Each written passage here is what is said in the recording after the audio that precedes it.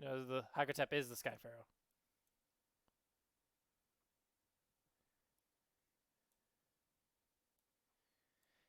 Probably not. It's been a while. It's been 2 weeks. So, anyways, where last we left off, uh, somebody besides Kevin won a drama point.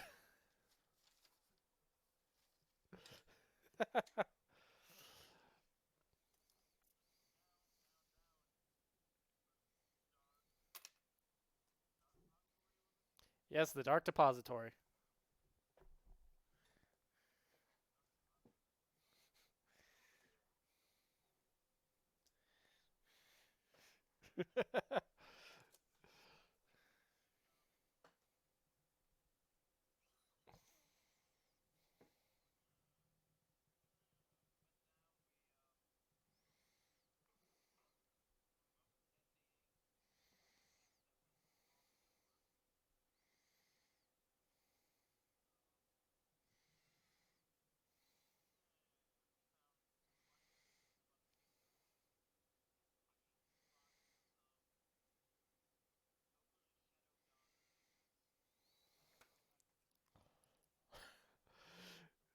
You you also got theme music for when you're writing your thing.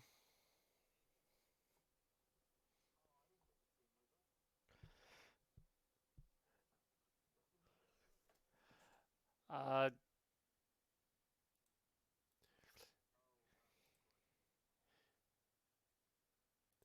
I'll link it in the Discord chat right fast.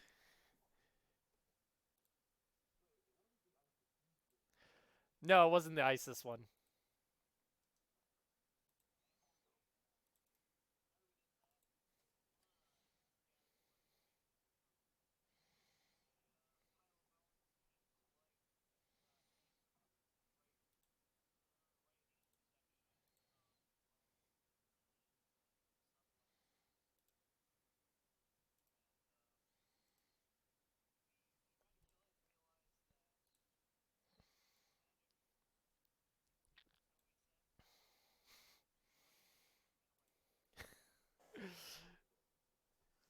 Which was a great way to take care of it, in my opinion. Oh, also, everybody got a drama point because Christmas. So, by my count, Eklis, you're up to 9. Cole, you're up to 3. And Mert, you're up to 3 as well.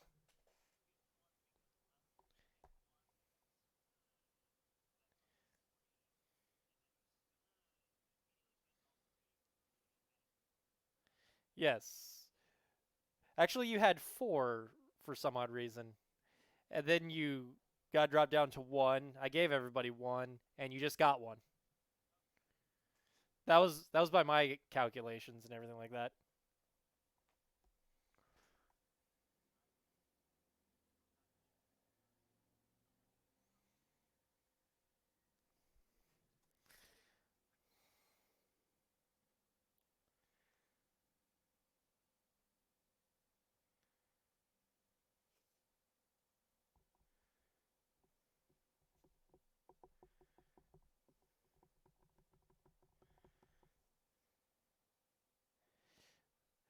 All right. So, do you remember what the next location you guys have to go to is? Or find, anyways.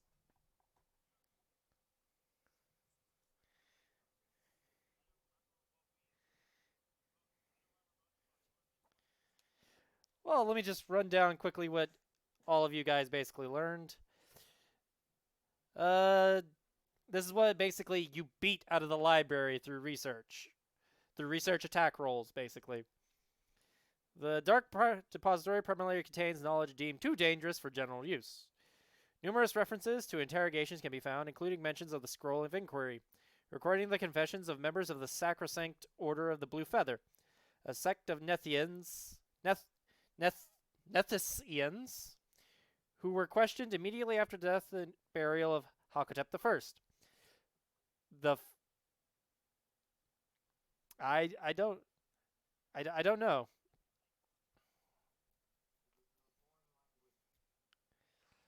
Because apparently they wanted to get, like, the Ian suffix in there.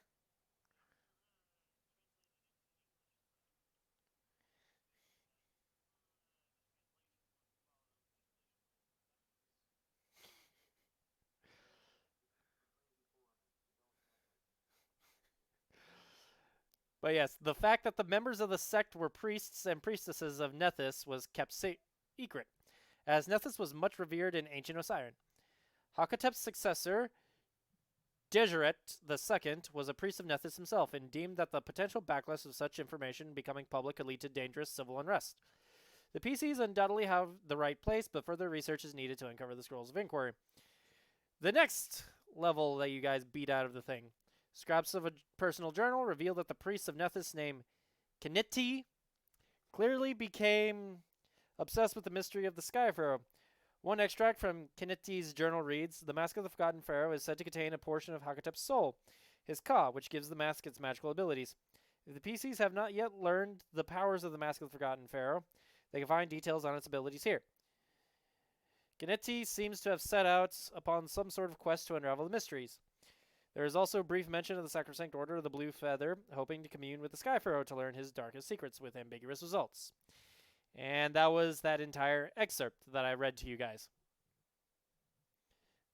Unless you guys want me to read it out again, because I think I gave you all access to it in the journal. Yeah, Scroll of Inquiry. Okay.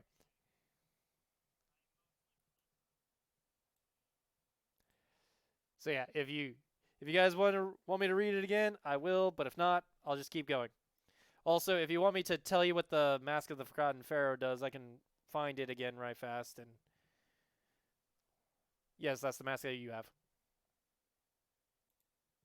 You guys. Oh god, what the fuck was that?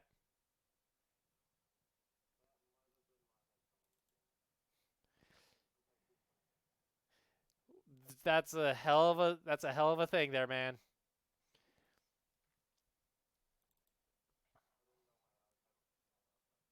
Nope, that's wrong. Yeah, pretty much this. Uh, Kineti basically found what it does, and also I think cross-examining it with the Scrolls of Inquiry, you piece together what it does. Oh damn it! It was in that one. So yeah, let me just quickly cut and paste it into the Discord. What the mask does. Da, da, da, da, da, da. I have to find it first so I can use the snipping tool.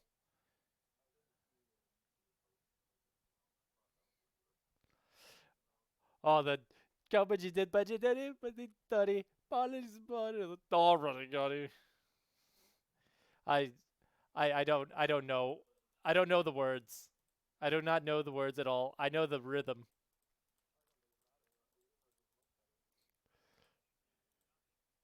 No, I do not. All right, this is going to be an interesting snip, but it's going to have to be in two parts.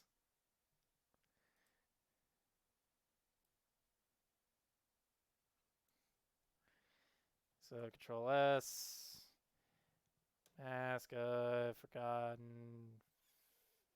Forgotten Pharaoh.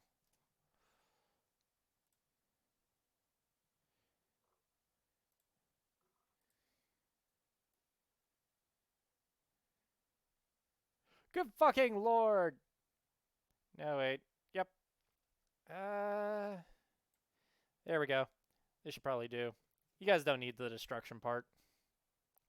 So, mask. Huh.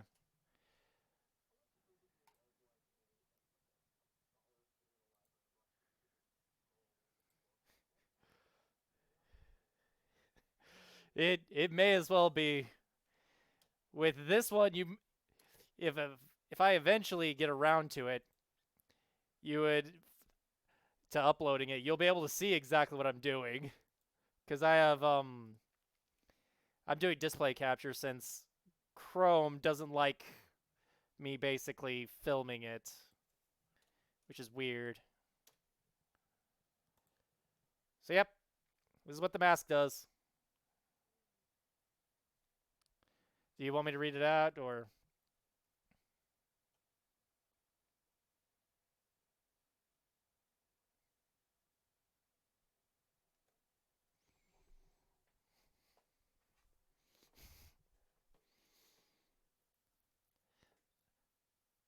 So yeah, basically the most important parts is, since it's empowered by Hakotep's Ka, the Mask of the Forgotten Pharaoh is a powerful artifact. When worn, the mask occupies both the head and headband magic item slot. After 24 hours, the mask attunes itself to the wearer, granting its wearer a +2 enhancement bonus to 1 mental ability score. Oh my god, what is going on? Why is this so damn tiny? Open original. Come on. Come on, you bitch. Let me just look at this. Okay. You can choose which intelligence or mental stat it is, int, whiz, or charisma. The wearer chooses the ability score enhanced the first time you put it on the mask. If the mask grants a bonus to intelligence, it also grants ranks and skills as headband of vast intellect.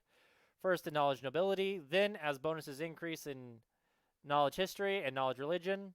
Once the mask is attuned to a wearer, the enhanced ability score cannot be changed unless the mask attunes itself to a new wearer, which takes another 24 hours. In addition, the mask provides its wearer Death Watch as a constant spell-like ability. The mask cannot be detected by any sort of divination magic and grants its wearer a constant non-detection effect. Once attuned, the Mask of the Forgotten Pharaoh has additional powers based on its wearer's alignment. If worn by evil character, the mask enhances the wearer's control over undead. But since none of you are evil, I'll stop reading there. If worn by a good character, the mask grants its wearer immunity to disease, and immunity including supernatural diseases such as mummy rot. In addition, the wearer can cast Death Ward and Speak with Dead once per day as spell-like abilities. If you're neutral, you must choose one. If you choose evil, it does fuck you up, I believe. Yeah, it gives you negative levels. When you're neutral. If you choose the evil side, if you're a neutral character, it gives you negative levels whenever you create undead. But they are immediately removed if the undead creatures are destroyed.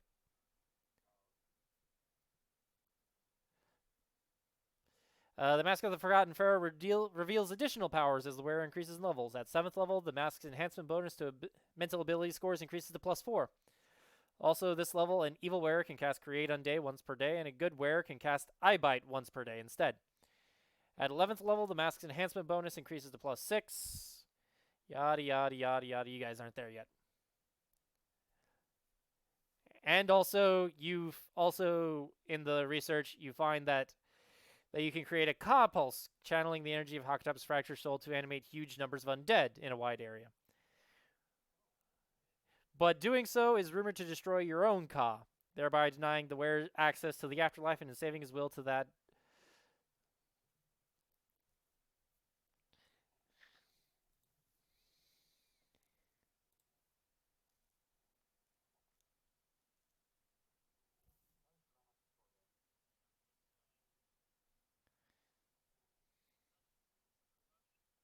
Build your character that you didn't equip him like that.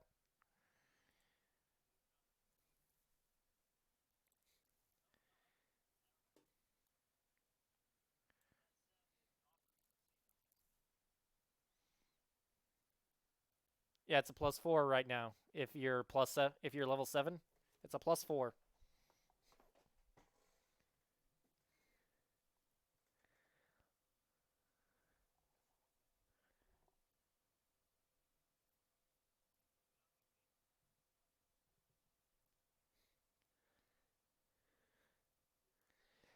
Well, it's magic. Magic resizes for people.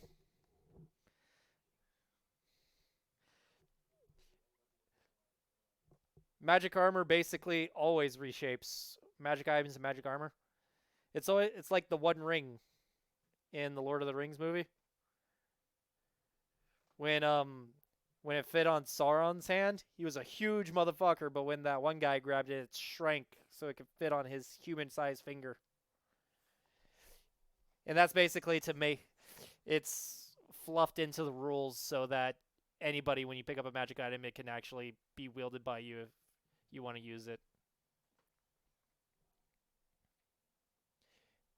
I don't think weapons scale in size, though.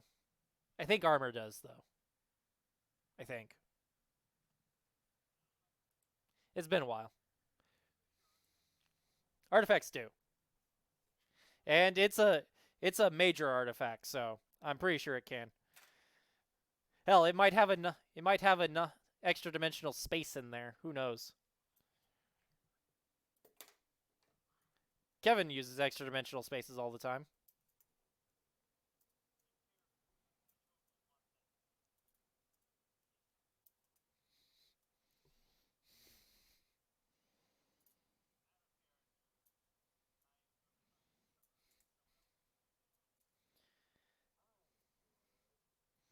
I know I know Sean wanted it really badly.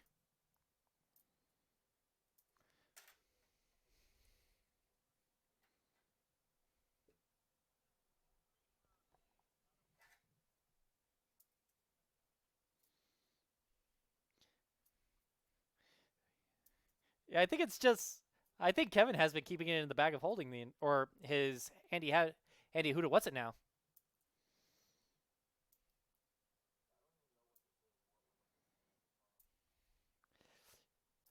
Oh, and Cameron, eventually I'm going to give you interesting things to do as like I've been giving everybody else kind of. I'll eventually get around to yours.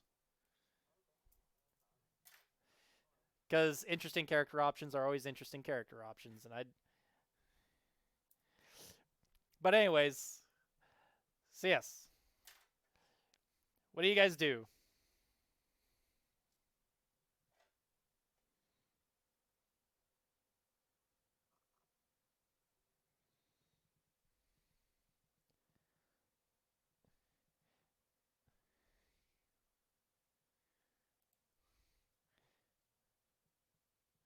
Well, detect evil just detects evil.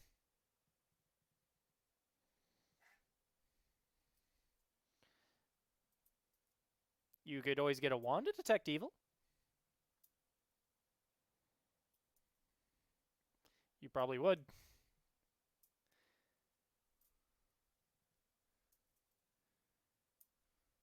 I don't know.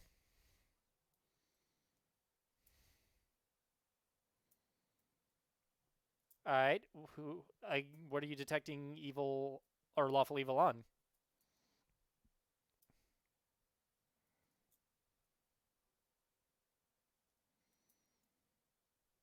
Okay.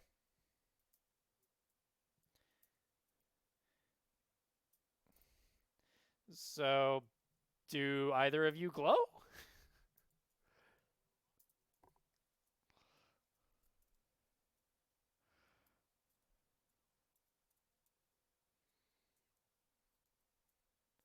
All right. Do either of you glow?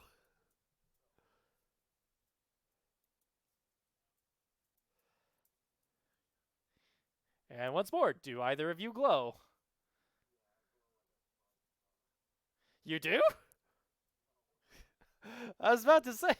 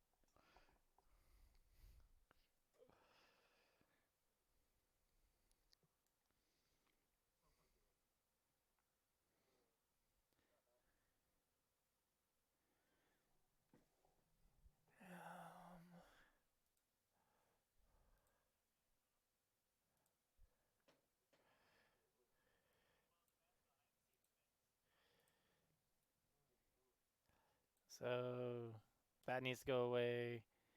Oh, nope.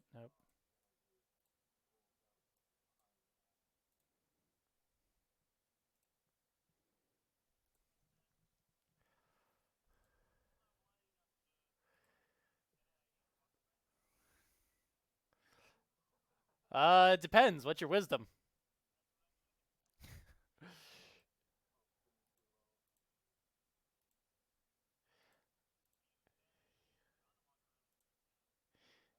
No, that was it was mainly because at the end of the second module, the town basically was on high alert due to the military getting their way, kind of thing, and they sensed the powerful of the magic somehow.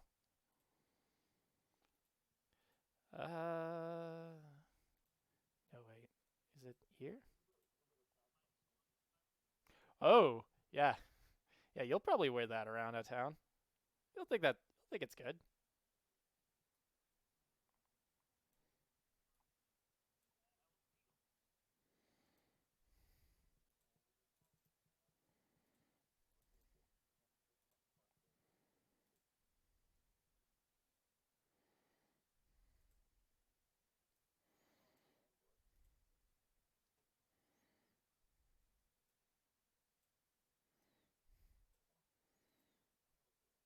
So copy.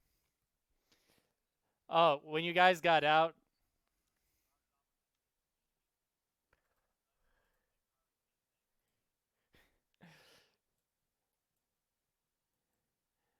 yeah, you probably should. The game will last long enough for that.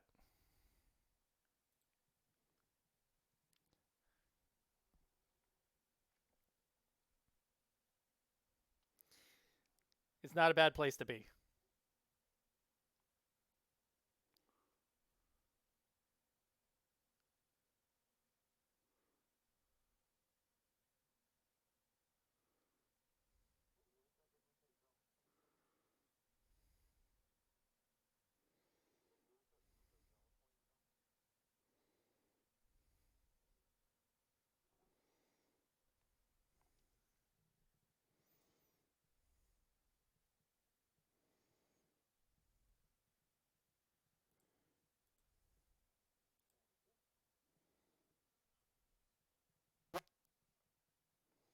That's not helpful.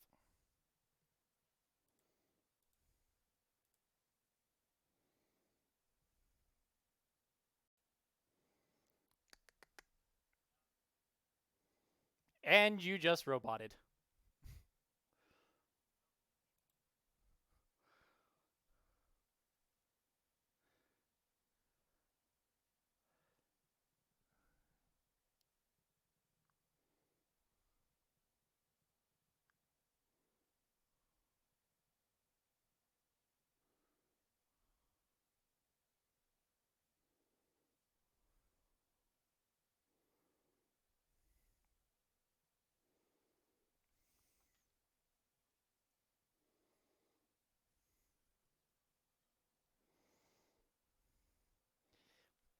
Shiny, shiny thing.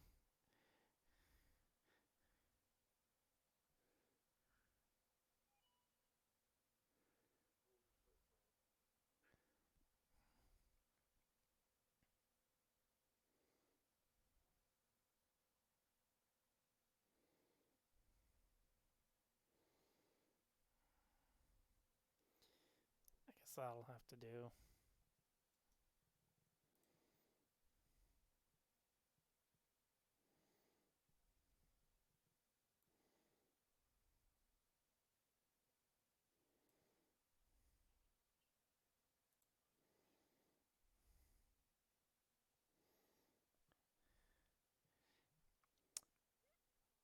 Alright, I think I can read between the lines for that. I didn't. I basically caught a little bit of the words for his last thing. He's going to go do something. It'll be back. I don't know if I'm roboting to everybody, but Zach was roboting to me. Or was he roboting to any of you?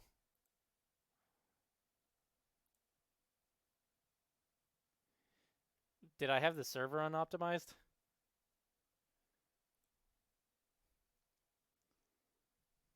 Ah, gotcha.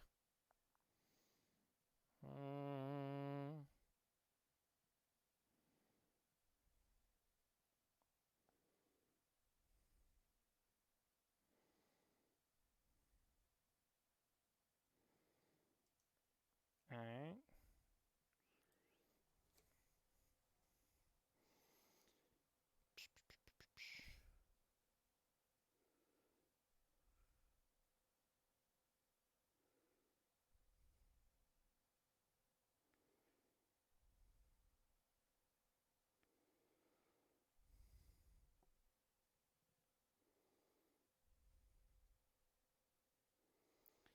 No. But you can only use one metamagic rod per thing.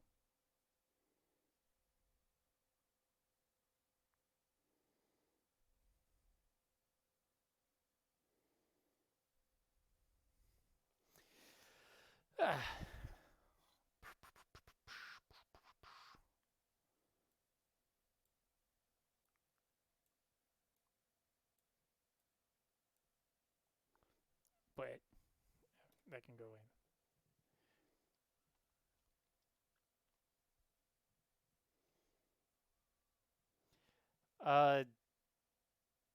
You talking about the little poppet ones? I think it was Craft Poppet.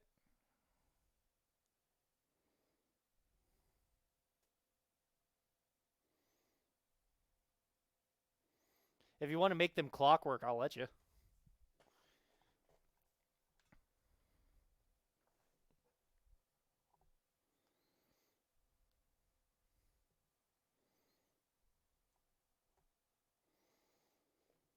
And apparently, that's a banned feat in Pathfinder Society.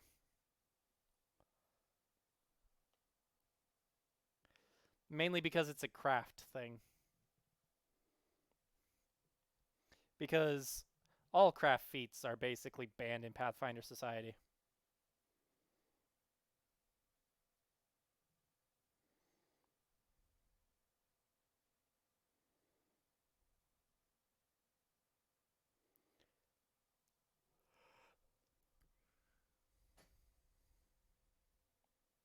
Really? Oh, the character builder, you mean? Mainly probably because it's in a player companion.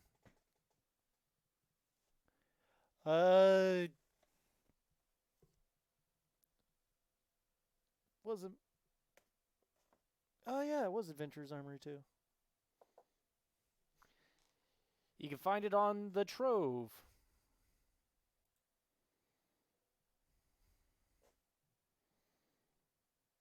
If you want me to link you to the Trove, I can do that. Or I can just link you straight to it if you want.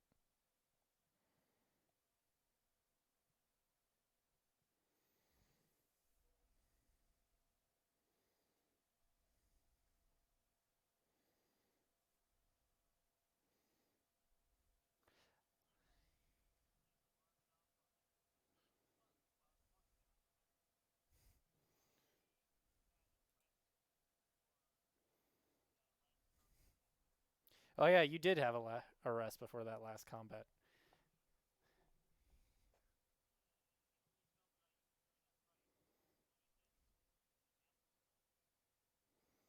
Yes, yes you did.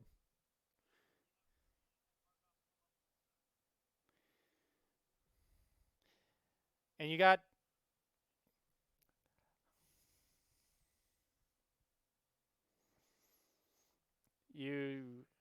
spent 3 spells on that. You spent a pit and making party members fly.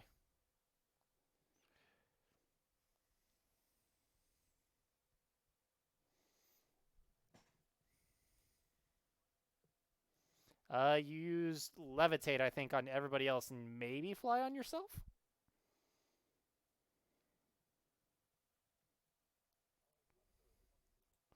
You levitated. I know you levitated the gunner and the Gorgon.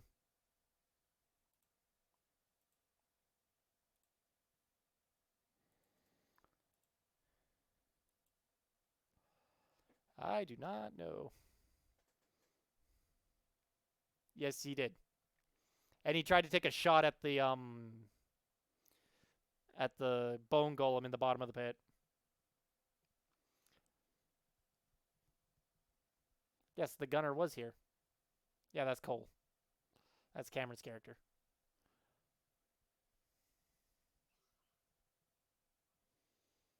I think you did fly yourself.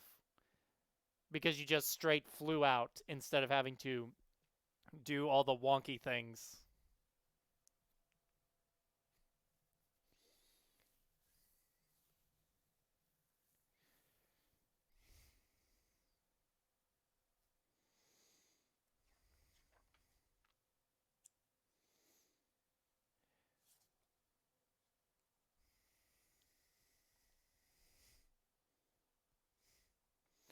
So, anyways, you guys are just outside, or maybe just inside of the first landing of the well of the Dark Depository. What do you guys? What do you guys do?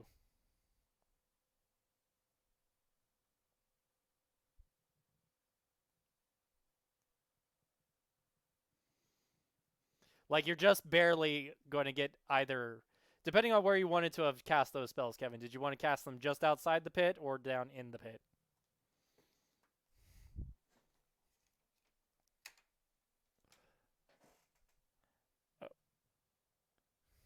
So basically, while you were flying up, you were casting it. Alright.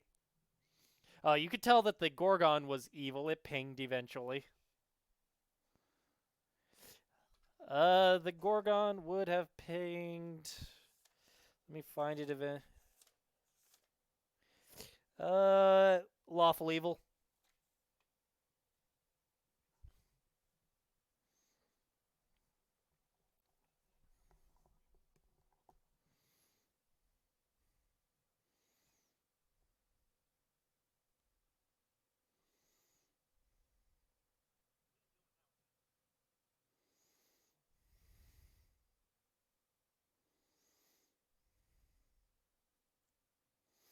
So, anyways, outside of the pit, what do you guys do? Or, well, I mean.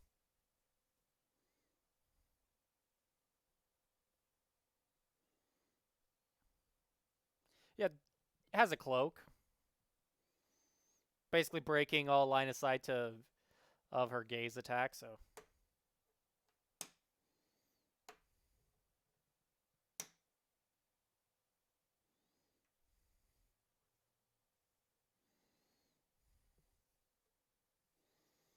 Yep. Oh, you know, I got sidetracked. I legitimately got sidetracked, guys. I'm so sorry. Let me just really quickly go back over everything that you guys discovered. The last two things. You discovered a collection of architectural plans detailing a series of tomb designs of incredible complexity. Each plan is labeled with a double hieroglyph of an owl inside of a house. A character who can read Ancient Osiren, Kevin.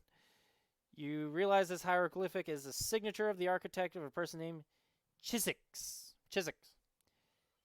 Chisizek. Chisizek.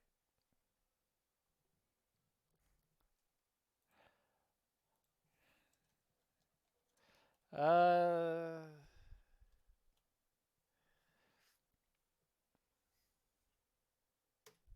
it's that in the actual Roll20 thing. That's how it's spelled. Chisisic. And I think you actually made that knowledge check, especially since you were in the library. Kevin. No, wait. Yeah, you made that knowledge check. Because in the Dark Depository, you had a +4 knowledge bonus for knowledge local. to identify Chiswick, and you know him as a well-known architect from the first age of Osiren. There's also a note mentioning a meeting between Chiswick, Chiswick, Chiswick. I'm going to call him Chiswick.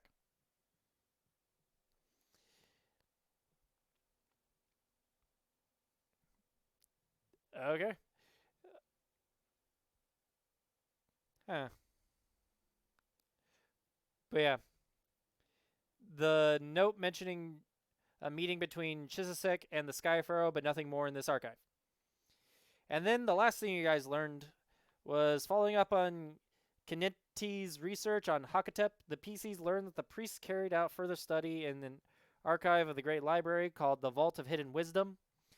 The location of the vault is secret, but worthy scholars can find the entrance by casting their eyes from the summit of the Tower of Ra's Glory at dawn on Midsummer's Day. So yep, let me just quickly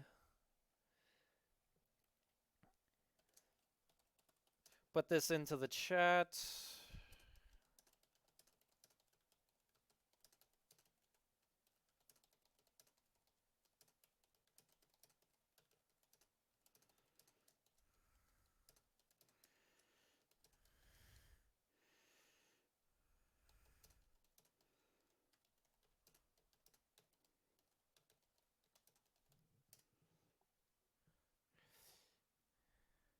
So yep, that's how you guys can find the Great Library.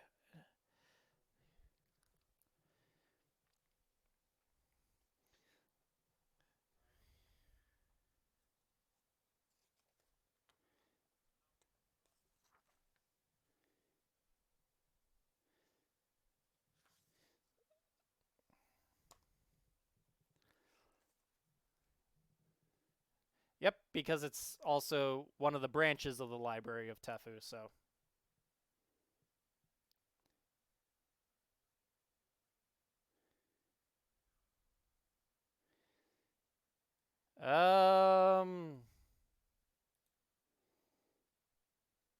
No. Other than basically the center city area, but probably isn't going to match the description of what it was. And one moment.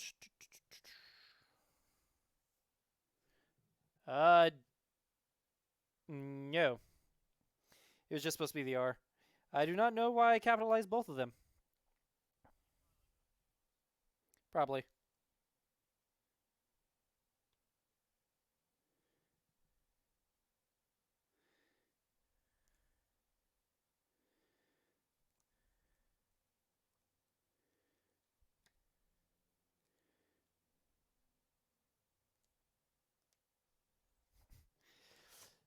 So yes, anyways.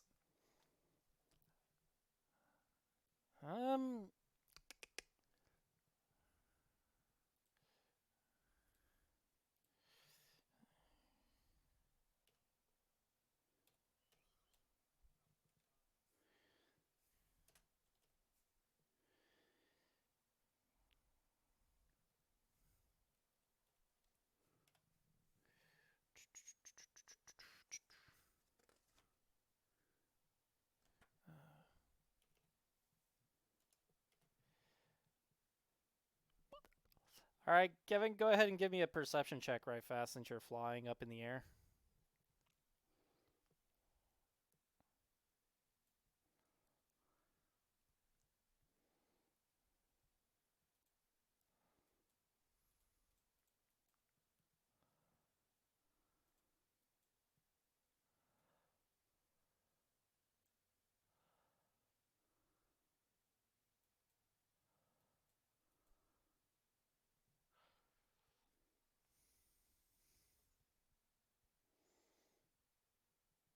All right, you see nothing.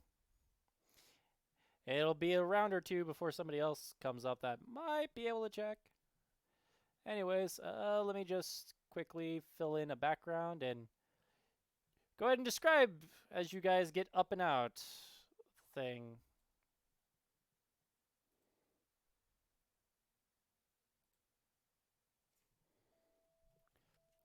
Gah!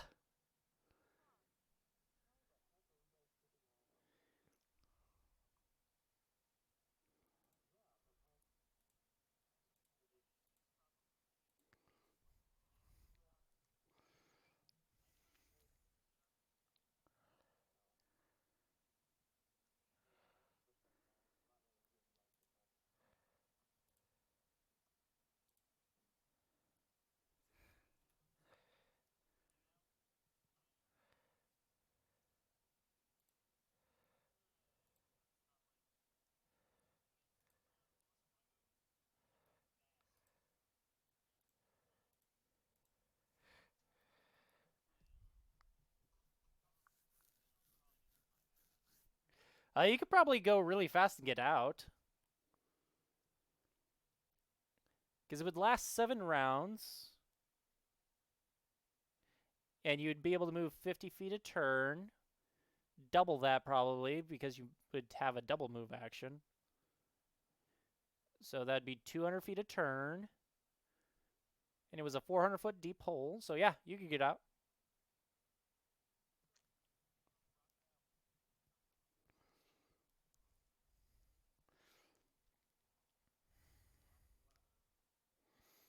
So yeah, this is gonna be one of those things, Zach. Go ahead and make me a perception check as well while you're out there.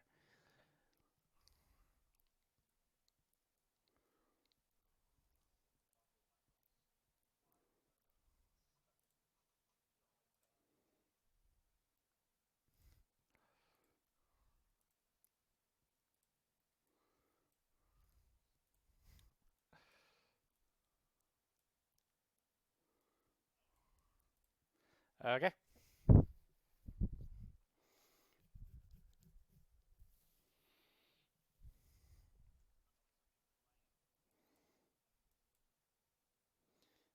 No, no.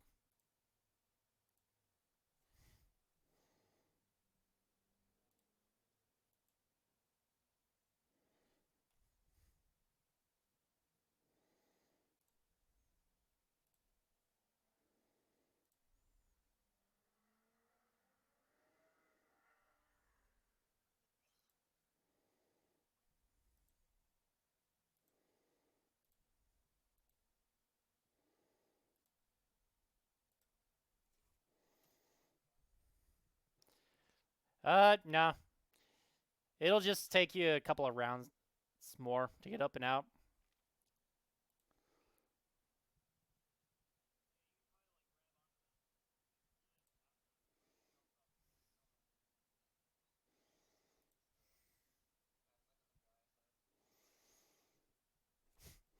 Basically, swim out using the ladder rungs.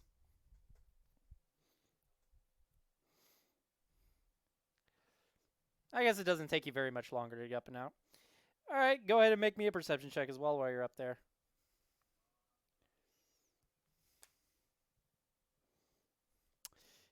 All right.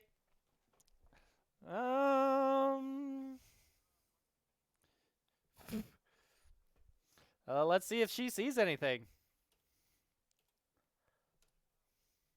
Give me a moment. Give me a moment.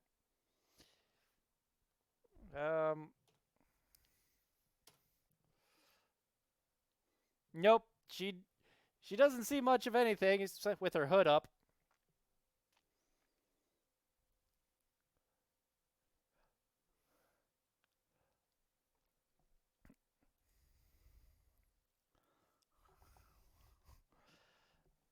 So anyways, you guys are outside of the hole. What do you do? Actually, let me just not so subtly, just have it go like this. So you guys are outside of the hole. What do you do? Feel free to place your character tokens. Yeah, that's square.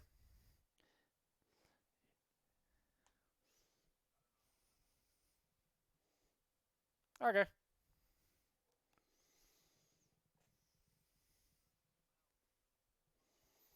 Why the hell is it not letting you zoom out?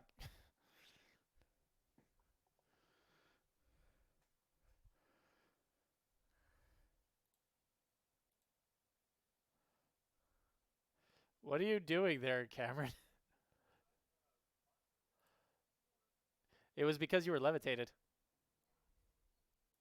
And I guess your hoverboard's gone now.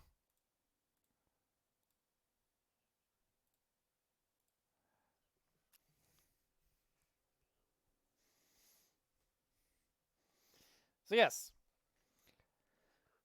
And since it has been several rounds, even or odds. One of you, one of the two who was out here for a while. Even or odds.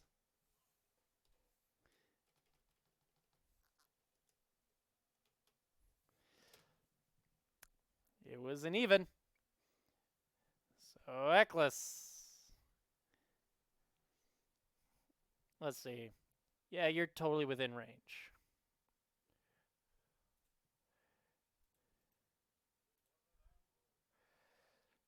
Let's see. 40 feet. Yeah, you're definitely within 40 feet. And so let's see. It's going to be a minus 20 if they want to try that. After they do that. So yeah, it's a 15, so it's going to be a minus 5. Okay. Anyways. What's your flat foot again?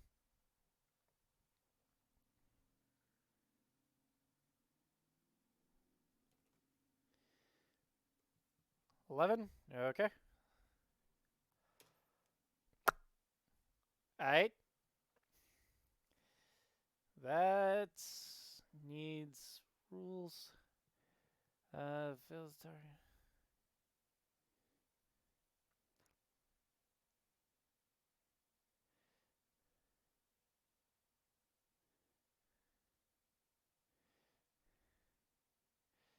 So yep, go ahead and make me a fortitude save right fast as well.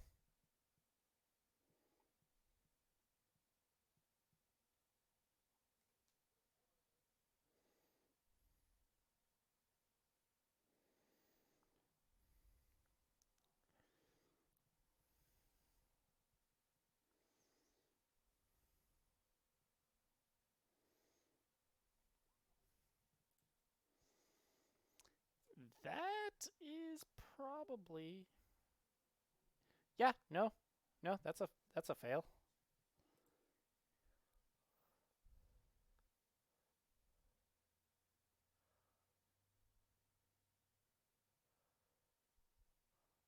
Um um I hate to be the bearer of bad news here, Kevin. You're dead.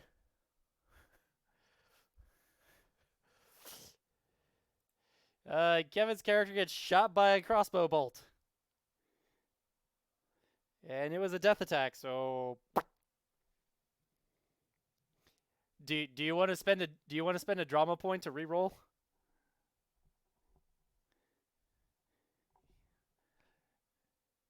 So you just want to transfer your drama points to your new character?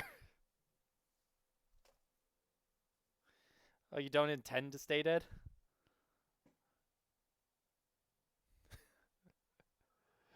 Alright.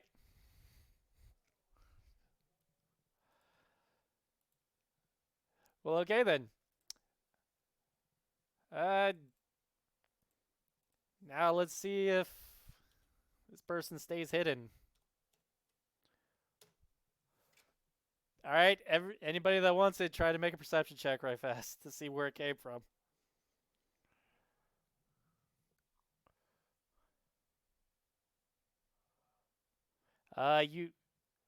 Everybody sees where it came from.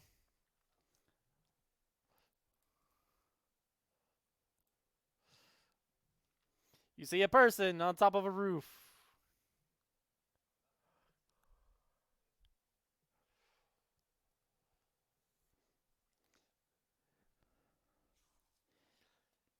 But yep. Roll initiatives.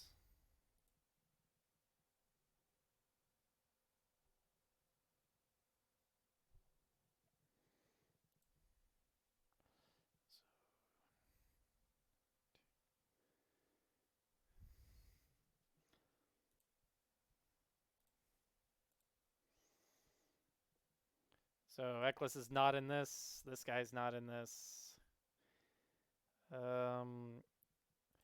Murtavan is 6. Cole is 16.6, I think. Yeah, 16.6. Actually, let me just trash all of these and instead get to the right layer so I can click on tokens. Add turn. Add turn. Add turn. Add turn. 16. 6. Number. And plus that number, so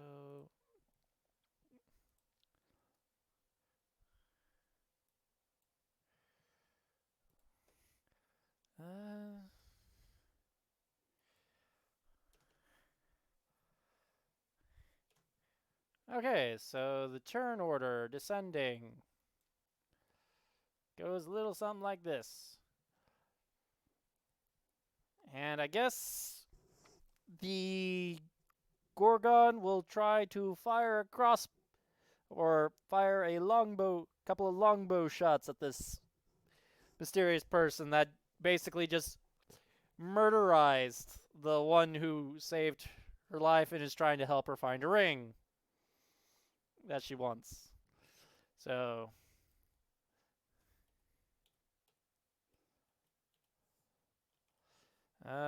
first one is that number.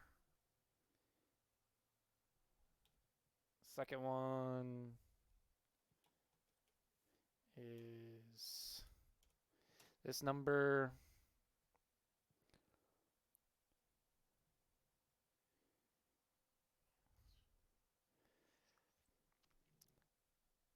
And the first one is a hit. Will deal this damage to this guy. And next up is the guy, the evil thing. And the evil guy has an acrobatics check. And I think it was, so yeah, he leaps off the building onto the ground and proceeds to run.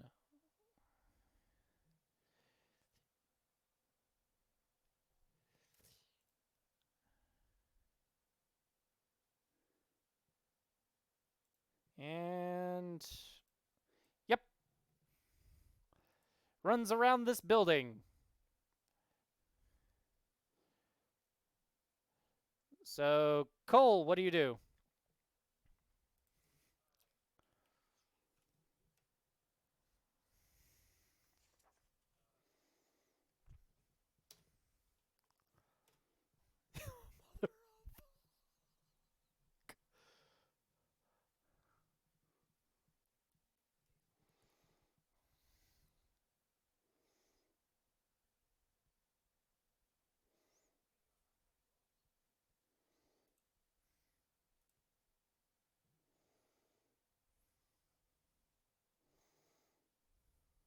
You're wearing something.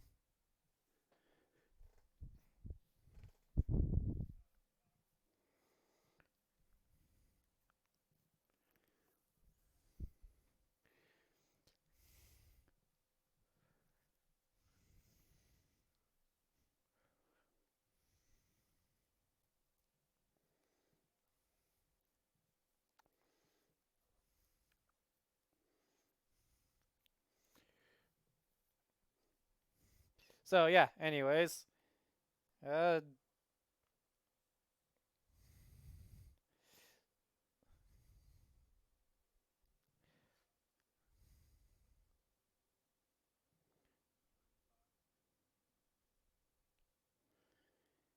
So you would be, you could take a double move and go 40 feet if you're only moving 20.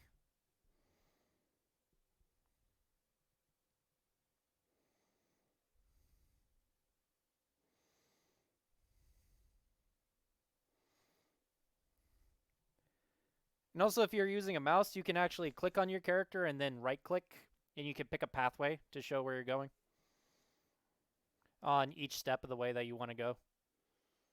Like if you left click and hold the character, you can then like do this. If you can see on my screen or on the general board. If I let go and if you see it move a path. So yeah.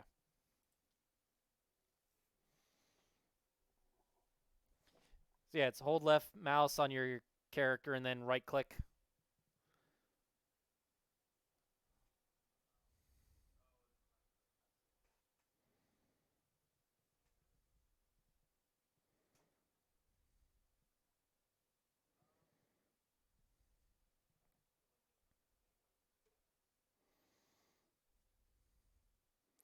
If you want to basically stand back, you can, if you want.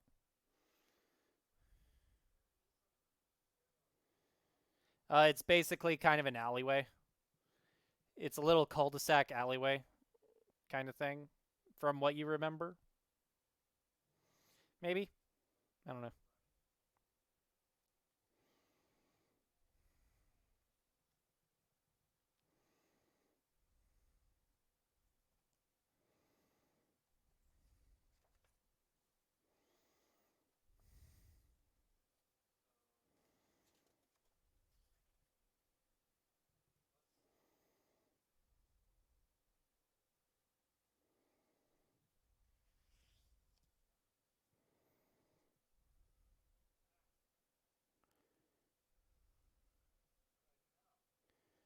Where are you going?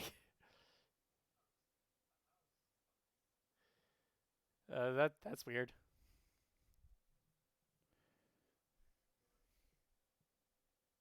Okay.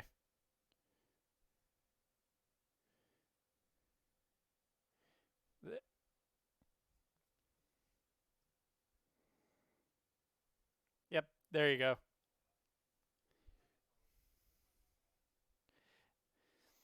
All right, you pulled your hand axe as you were running. Okay. Then next up, Murtavan. What do you do?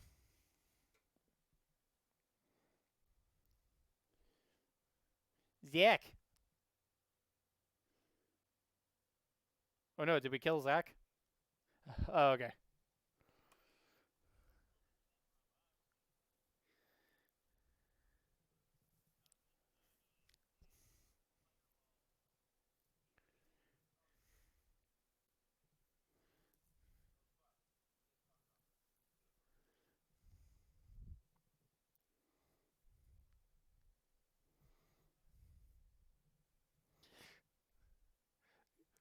Make a perception check, Zach?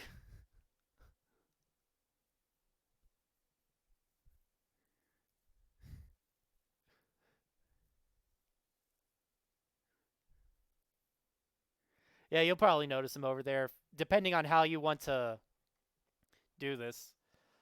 The building in front of you is 10 feet tall. This building is 10 feet. All this building is 10 feet tall, and this building is 20 feet tall. Yeah. How do you want to do it?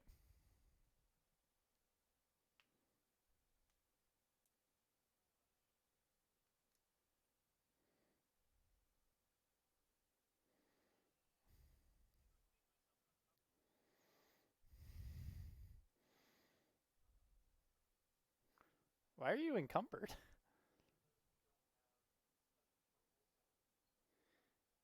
Oh, okay. Yeah.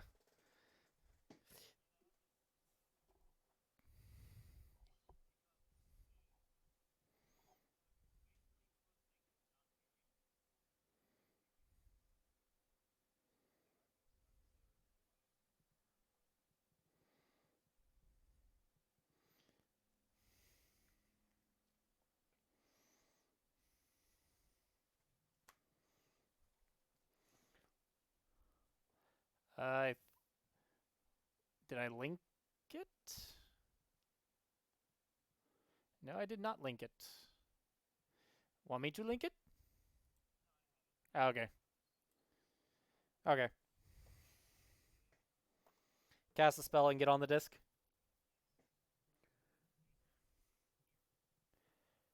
Well, it could be in your own square if you want it to be.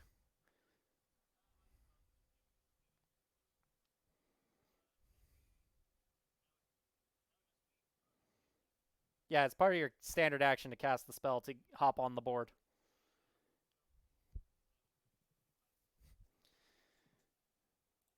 So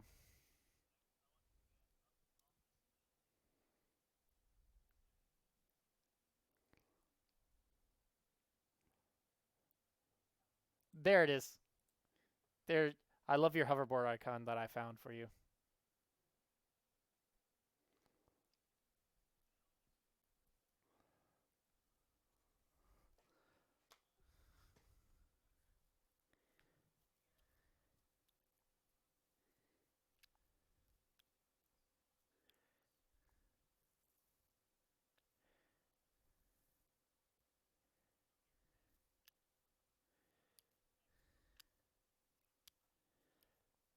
Okay.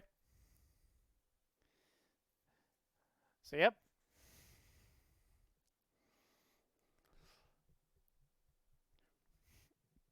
Next up is the thingy, the Gorgon, and the Gorgon has no line of attack, and I guess she will. She has a speed of that, so. Eh.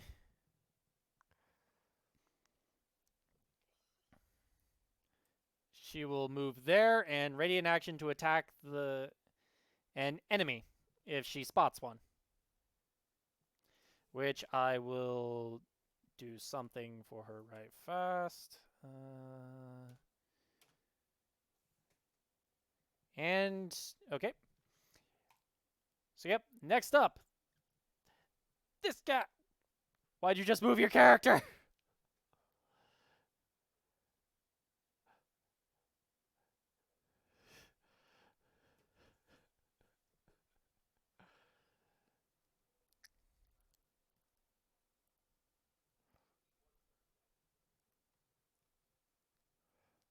Okay.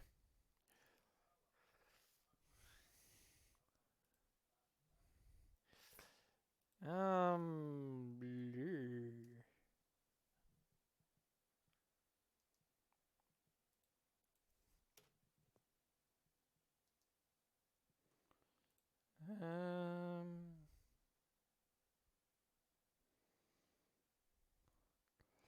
Oh, also the thing looks weird. The enemy that you're chasing kind of looks hazy. The outline of the enemy appears blurred and shifting and wavering. It looks humanoid, yes. It's in weird garbs and all that kinds of jazz.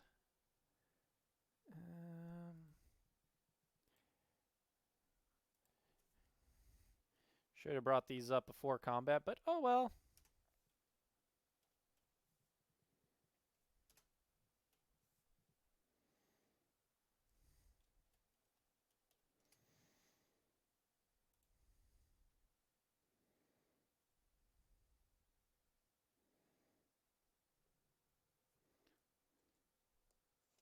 So that's probably why. Okay. Anyways. The enemy pulls out a rapier. Basically just drops the crossbow and pulls a rapier and 5-foot steps and tries to attack you. On guard, ye foul villain.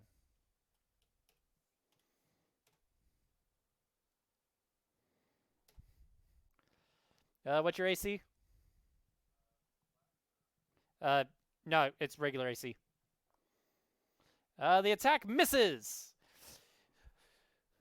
Ha! And you manage to actually use your little hand axe and parry the blow, kind of. Whoosh-ah! Was it an actual axe or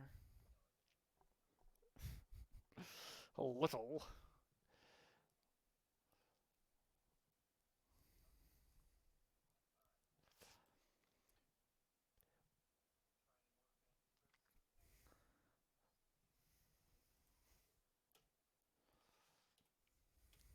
No, but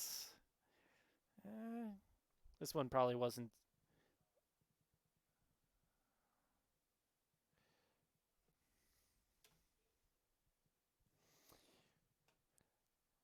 All right, that one misses, but -5. Let's see if he stays. Oh my God, nope, nope. It's a gimme. It's a big gimme for this one. Basically, don't fumble for the perception check, because you can't fumble. This guy took a pot shot at you and he missed.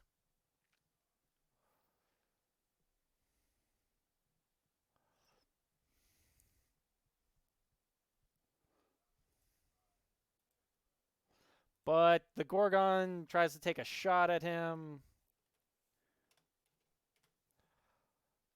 And plunks a bolt in its ass, dealing that damage to it.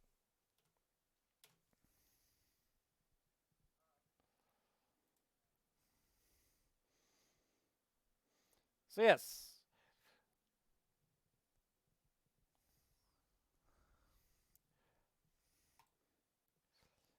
So yep, what do you do now, Cole? You see 2 enemies.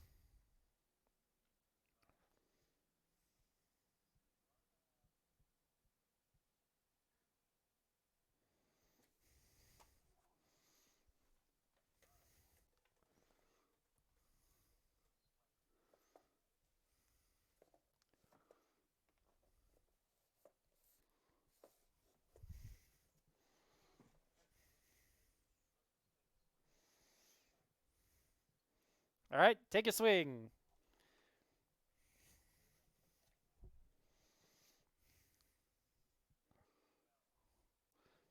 Not good enough to hit. Against humans. So it is a human, so yeah, that would be counted in. But it's not high enough to hit.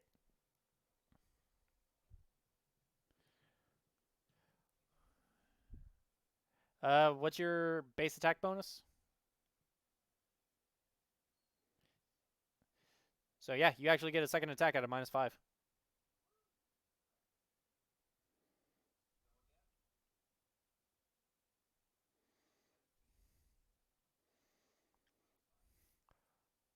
So 12. Yep, not good enough. So yep. Yeah, that was a full attack, so. You can 5-foot step if you want.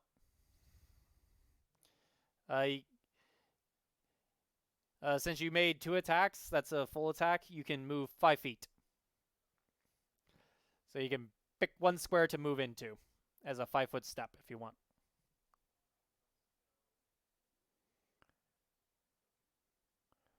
Okay. Next up is Murtavons. What do you do?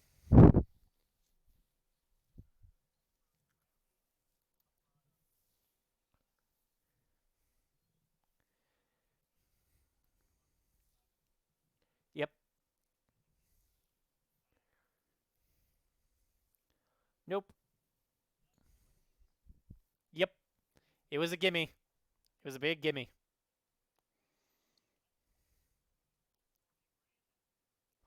Okay.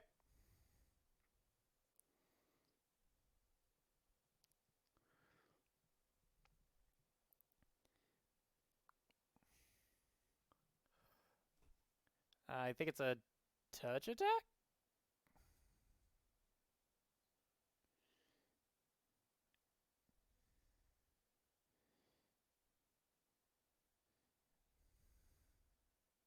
Yeah, it's a ranged touch attack to hit and deals 46 points of damage.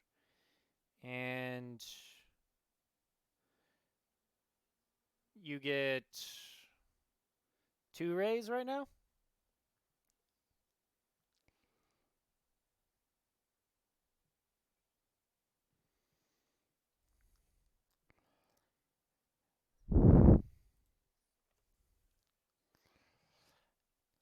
Yep.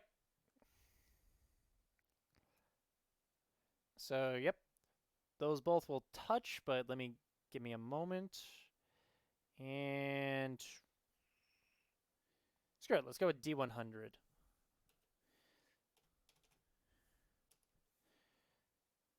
For both of them. That is wrong. Give me a moment.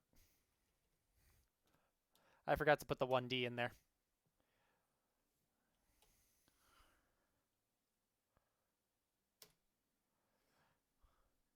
And one of them misses.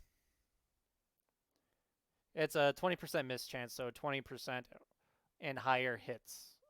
Or 21 and higher hits, so one of them misses. So go ahead and roll 4d6 plus whatever damage it is. Because I know you get extra damage for fire.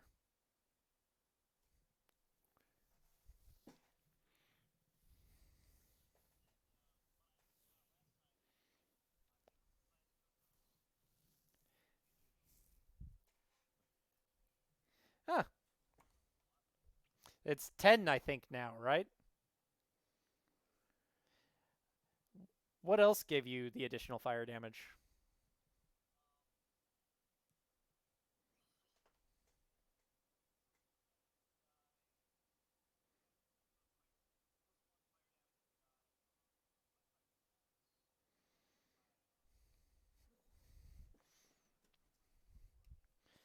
Ah, cool.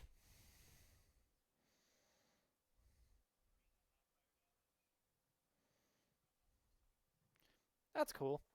So you get plus 7 damage? So 17 points of damage?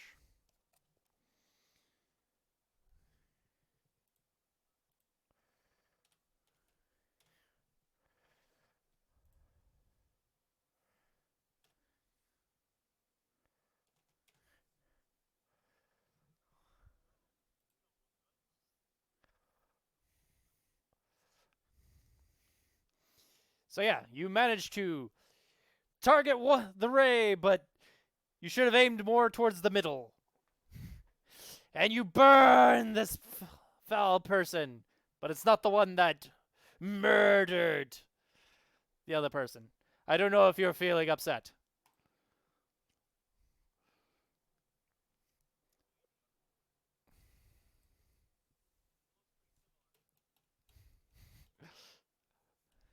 They all look the same to you.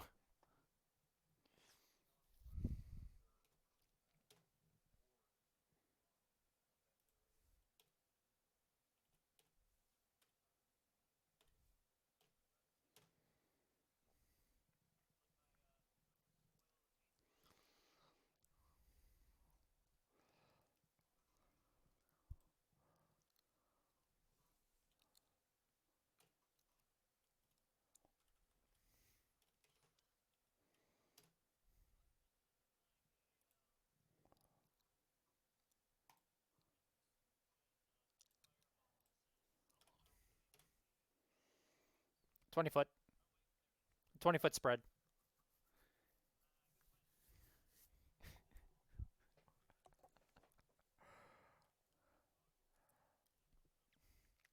Like legit, I don't ask me how I remember that fireball has a 20-foot spread. It, but that's how the fireball works. I know it has a 20-foot spread.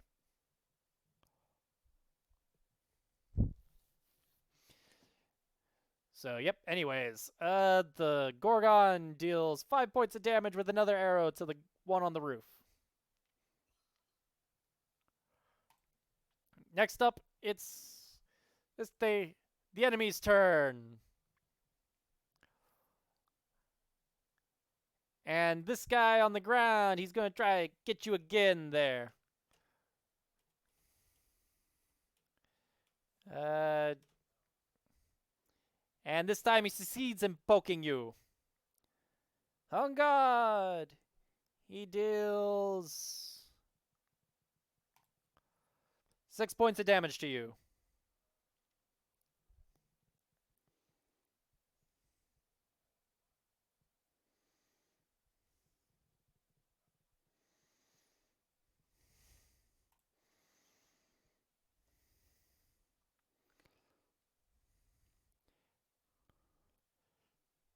Are you playing something, Kevin?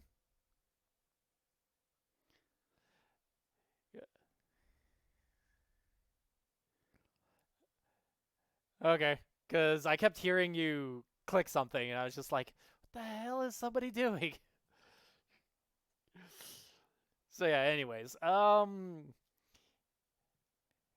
And next up, the other enemy. I guess we'll try to shoot you. No, wait.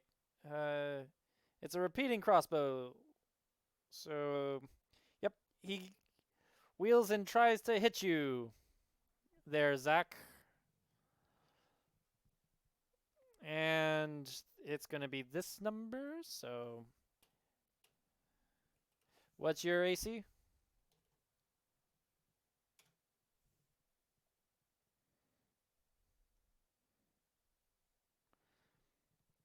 And also remember, you could use your hoverboard as a shield. Oh yeah.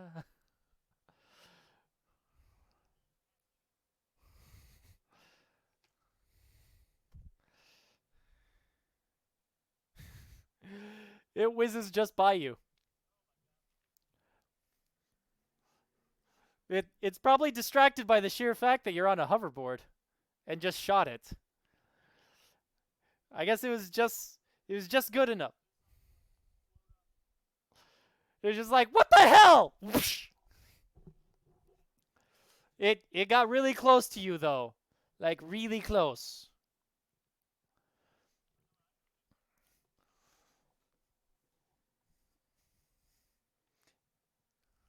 Oh, and it would probably be 2 drama points to if you want to get proficiency with one of those categories of like shields, armor, weapons, the general things, if you want to buy those.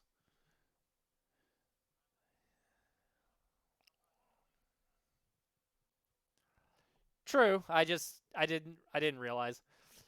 But it's something you could probably do later. Anyways, um so it's going to be one of these situations again, guys. Even or odds. Unless you want to do one of 3.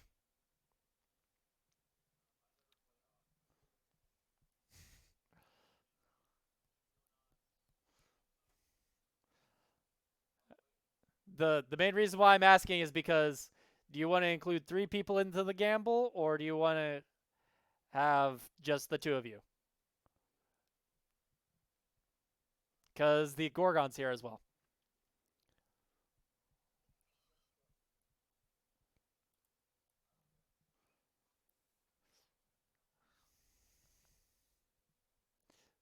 Okay, so I guess who wants to be 1, who wants to be 2, who wants to be 3?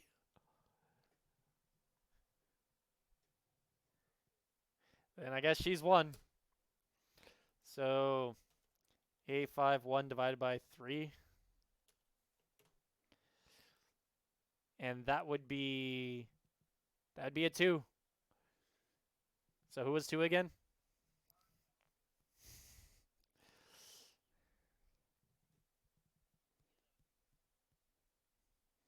Because a 3 would be even, a 1 would be 0.3, and a 2 is a 0.6. Yep. So, yep. Um, what's your flat foot there?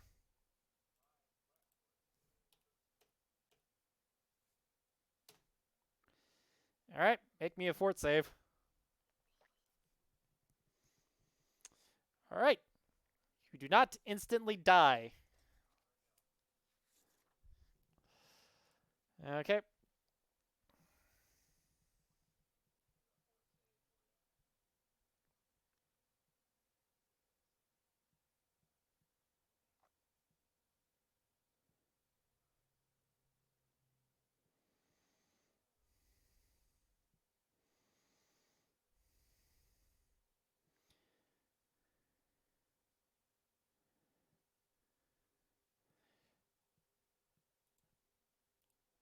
So, yep.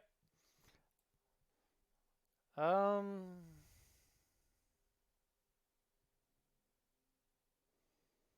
what the fuck?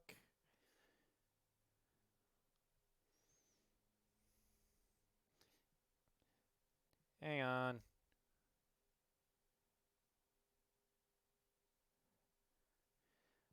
Oh, okay. So, they've been hired to kill, so it's a kill. So,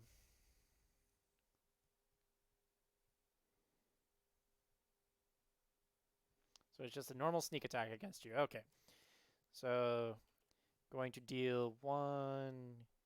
And you're going to need another fort save here in a mo. 1d10 plus that, plus these.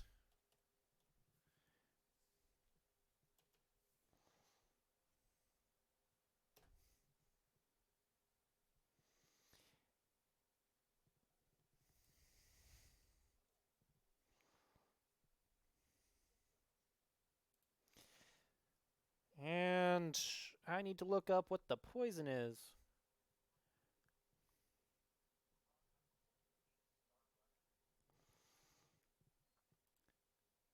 So, wyvern poison.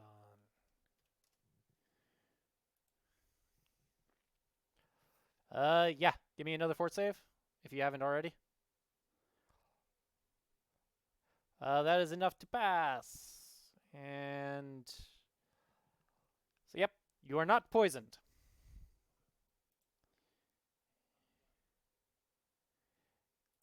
You took 27 points of damage in general. You didn't take any extra damage from the poison. And it's a very good thing you saved against that poison.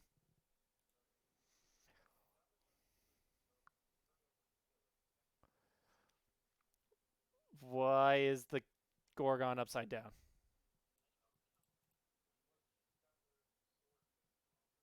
If you want me to do that, I can do that.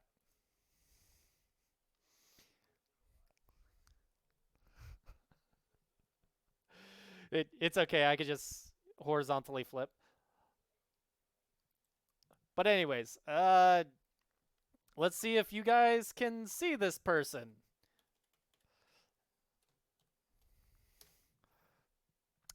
You notice this person. There's no ifs, there are no ands, there are no buts. You notice this person. This person.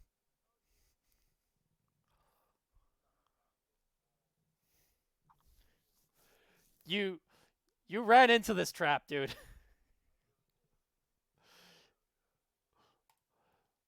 So, before you totally begin your turn, I am going to give you access to something that might help you, hopefully.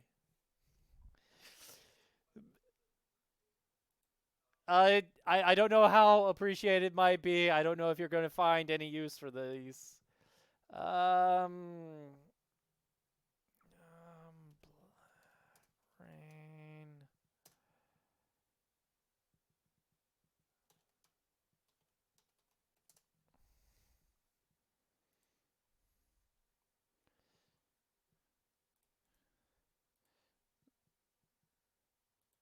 Okay, so I'm going to link it in the Discord. The first, basically, you can pick 2 first level maneuvers and 1 second level maneuver a day. You could change them out, but to use the maneuver, you have to spend a grit point. But you can ready 2 first level maneuvers or 1 second level maneuver. And you can choose 1 stance, but you can't change it. I'm giving you these just for for future reference and the good thing that I was going to give you eventually. I just had never gotten around to it. So, yes.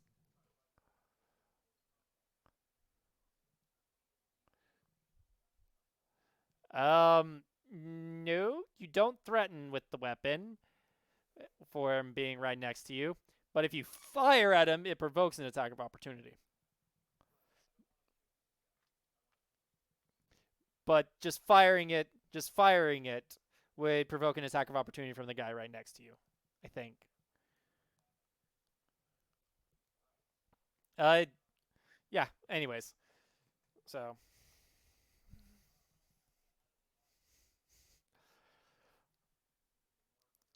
if you make an acrobatics check, you can potentially just bug out.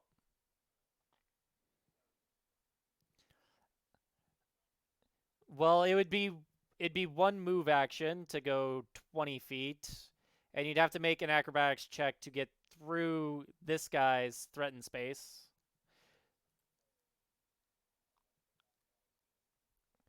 You would just if you don't make the acrobatics check, you could still move. It would just provoke an attack of opportunity. Yes.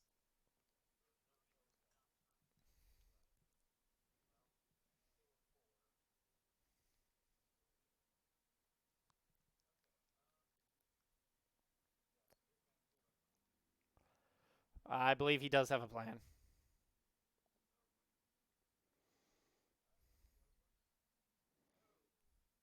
Yep. You provoke an attack of opportunity.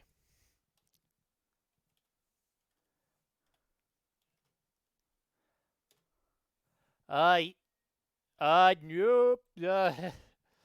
Uh, uh, no.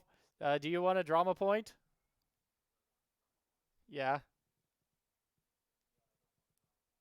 Okay. Anyways, uh, so yep. Anyways, the guy crits you. Anyways.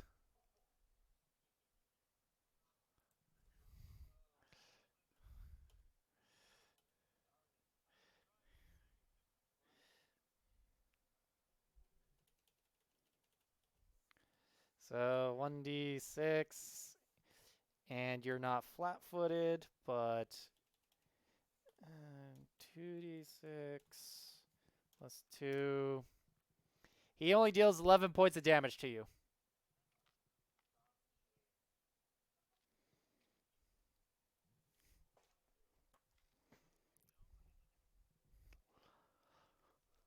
I'm gonna assume you want to pull out your gun as you're running as well at this point.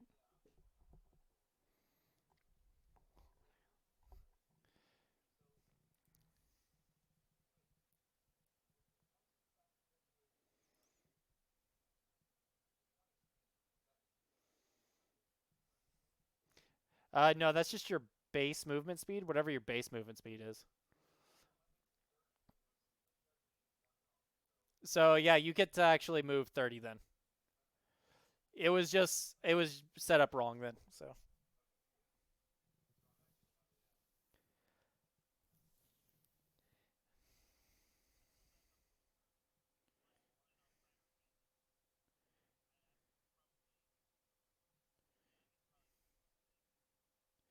So if you want to take a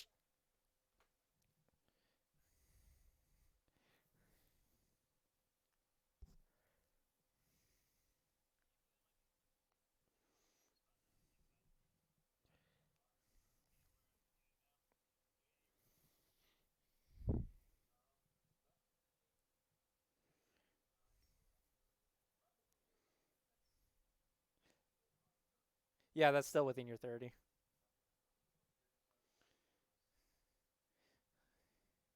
Soft cover.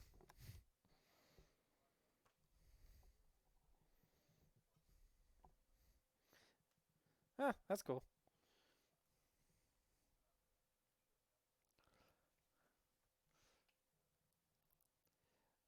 Okay, and do you want to take a shot at somebody right fast? Well, you only moved once, so...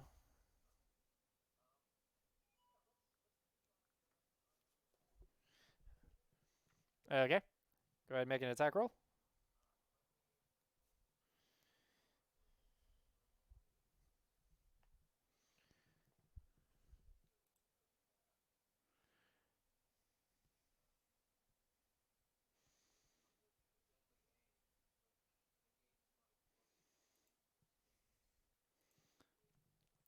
He is human, so...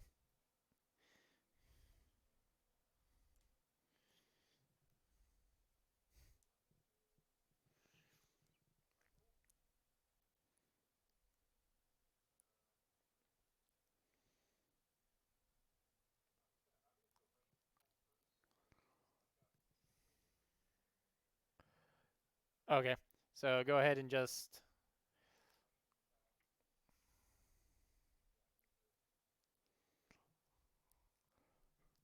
Is the... roll to confirm. Just roll again. Exact same modifiers, just roll again. And that confirms. Deals extra damage.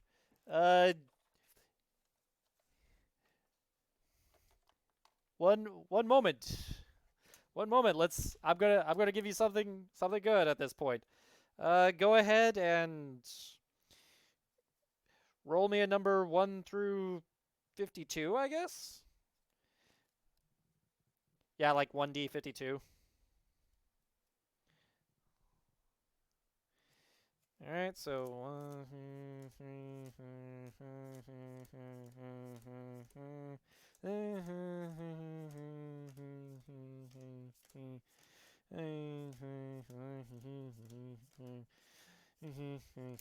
here we go. Wait. Do you want to spend a drama point? Yes.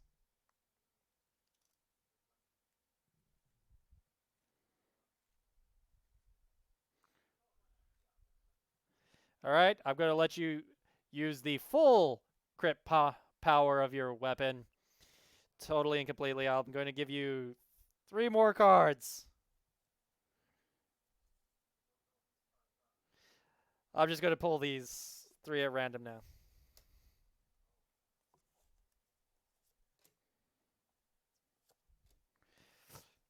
So, yep, the first one, which you got the number for. You deal double damage and +2 on all of your attack rolls for 1 round. So the next round you get a +2 to your attack rolls. But let's see what else you also do. Double damage, a target is disarmed. 1 item. So, double damage and 1d2 strength and dex damage. And spun around. Normal damage and target is flat-footed for 1 round. So basically, you deal 4 times damage. Yeah, let's go with 4 times. I'm not going to double the double again. And you disarmed him. You get a +2 on all your attack rolls for 1 round. I'll roll the d2 for strength and damage right fast.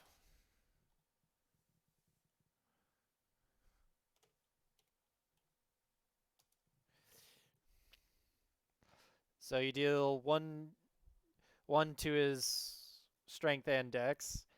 And the target is also flat-footed for 1 round. So he does not get his reflex to anything.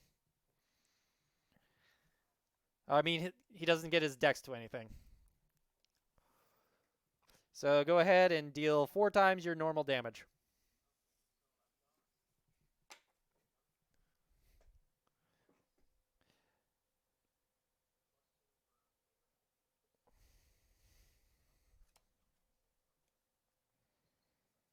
That is just... You don't add that one in 4 times. Any additional effects, you do not.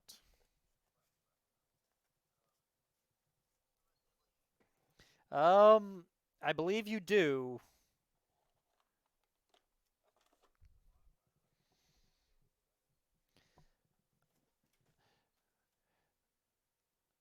Uh,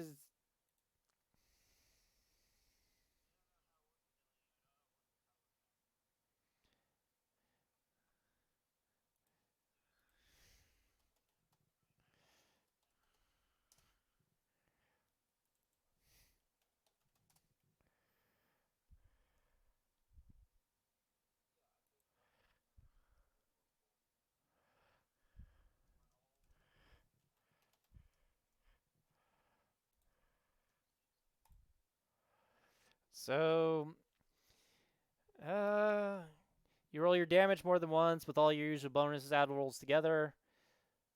Blah blah blah blah blah.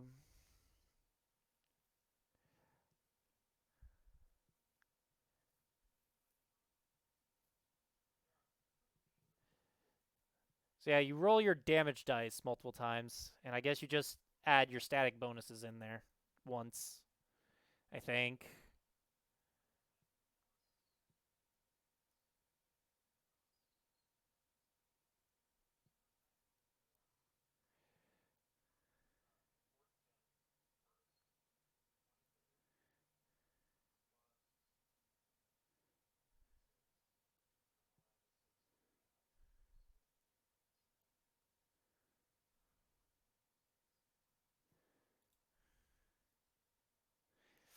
You could have stuck it all in an inline roll.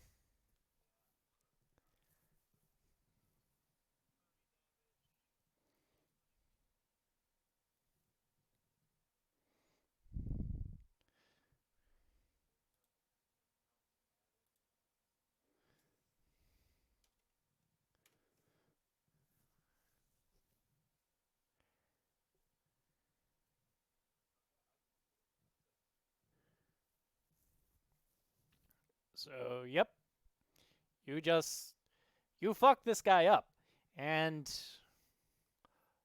was not was not higher than 50 points of damage, so massive damage is not taken into effect. Okay, so next up, Murtavan, your turn.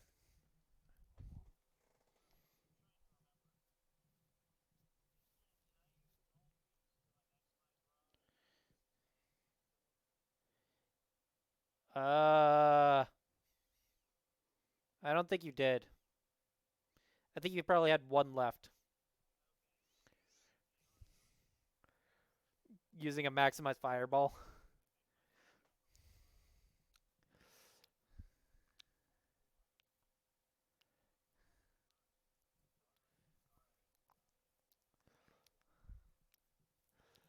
So I guess they need to make a reflex save.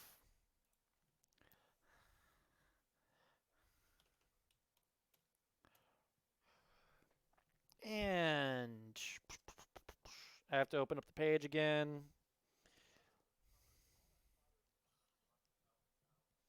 It only goes 20 feet.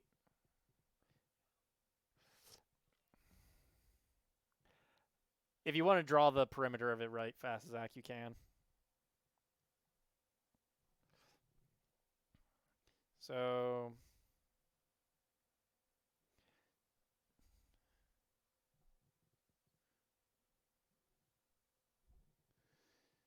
So let's get this guy out of the way first.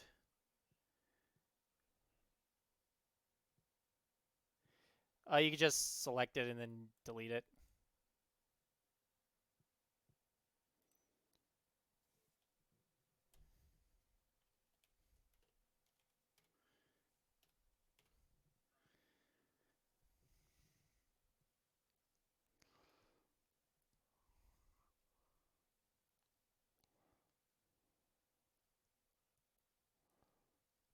We could technically, yeah, it's a square, so.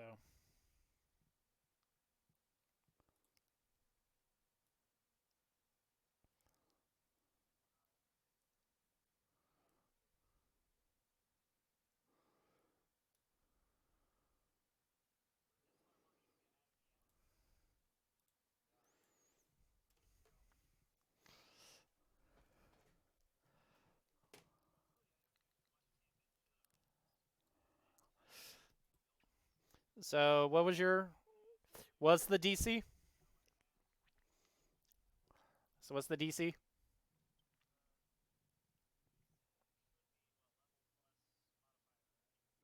It's 10 plus one half your caster level plus your casting stat modifier. No. It's spell level. It's spell level. So 19. Two people save. One does not.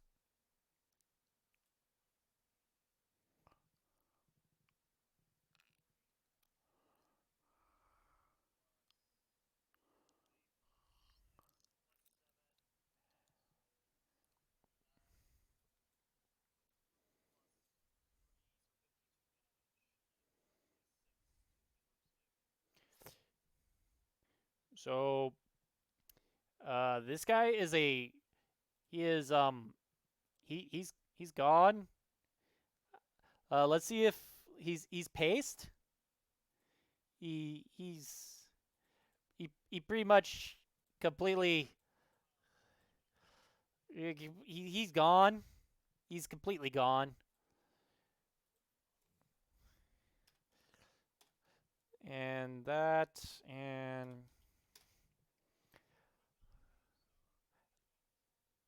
uh the one you're on is made of stone. The other one's made of stone and wood.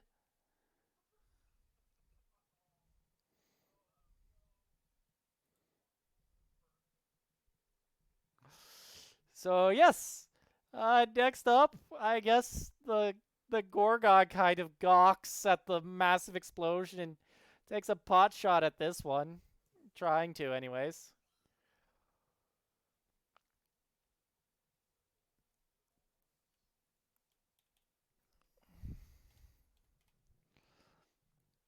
And she will hit because flat-footed.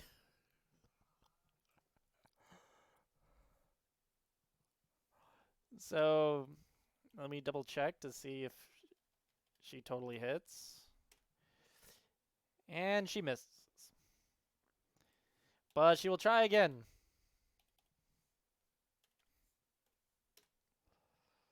And she will hit. And misses. That damn blur spell.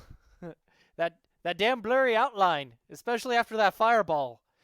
Just misjudging. Put an arrow through what looked like the head, but it was a little too big and the heat shimmer. So yep. Next up, uh, they they don't feel too good. They let's see.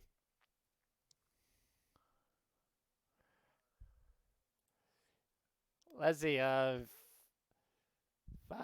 10, 15, 20. I didn't draw any more of the battlefield. So hang on. Where do where do you want to put the exit point, guys? If they reach this point, they get away. Just go ahead and put it on the map, and I'll draw buildings to it, maybe.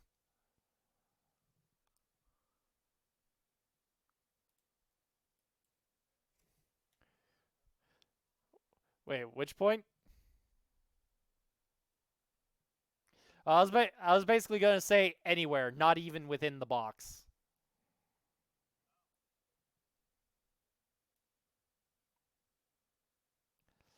Basically, it's just wherever on this battle map that you want to put it.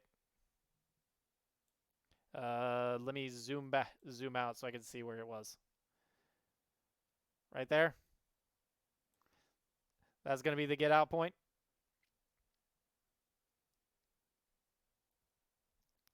Okay, so let me just throw weird buildings up right fast. Okay, so building here.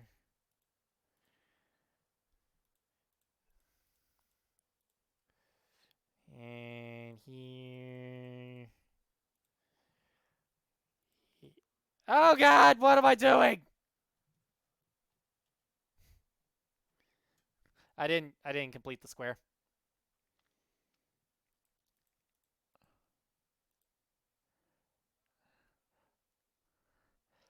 And let's just have this goal point right here. They get in there, they escape. And these are buildings of varying height, kind of, all within like about 5-10 feet of each other. No, that's the well lip. It's basically like chest high wall, so you can look over it.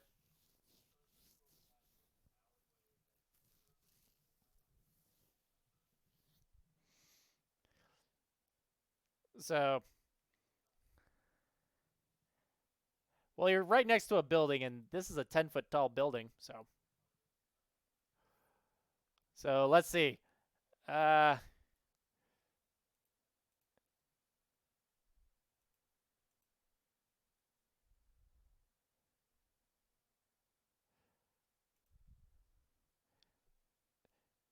so has a speed of this. He's gonna need to make an acrobatics check to jump that.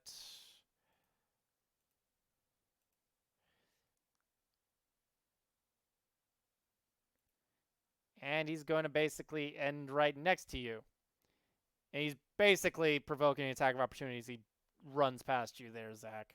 I don't know if you're going to be able to even make an attack roll by melee. But yeah, that's what he's going to do. And he needs to make an acrobatics check. Let's see if he falls into the alleyway right fast. So,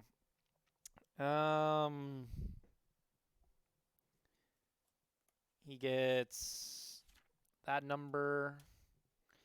He makes it. So yeah, he ends right next to you. And this guy,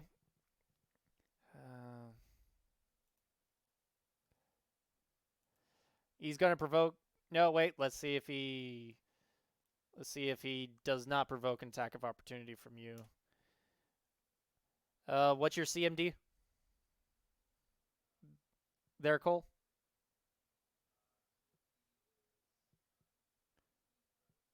Yeah, CMD. It should be a static number. Oh, okay. So, okay. So it should be just the general one there, Kevin, because I don't think it's not. He's not doing any tripping things or anything like that. He's just running right now. Yeah, he's not trying to bull rush or anything like that. So he's just because it's going to be an acrobatics check. So and he totally gets through your thing. So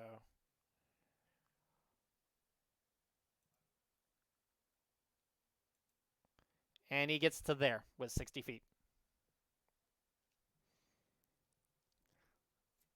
And one moment. Um, does not have a smoke bomb. Okay.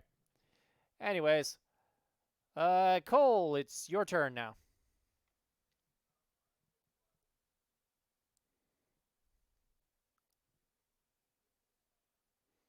All right.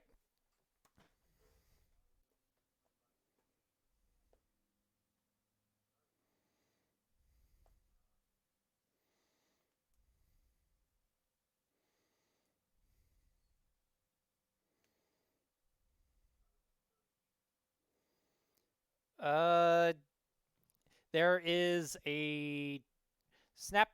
There's a measurement tool. The circle with the little measuring thing. You click on your character and then go to that character and it measures. If you click and hold, I think.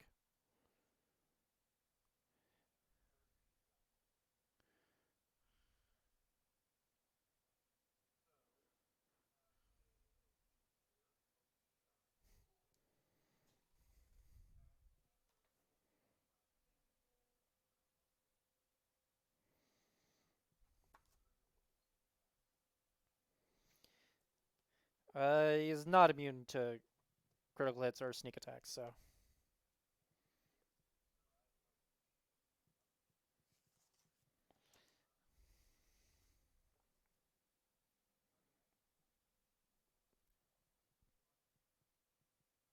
And that will hit. If you wish to fire again, you can. At a -5.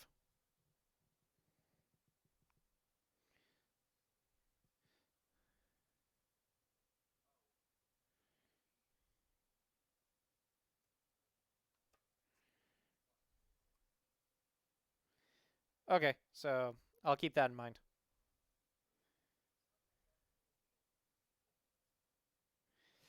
Just the main reason why is because it's just listed in there, so you have to add it in later. It just makes the note of it.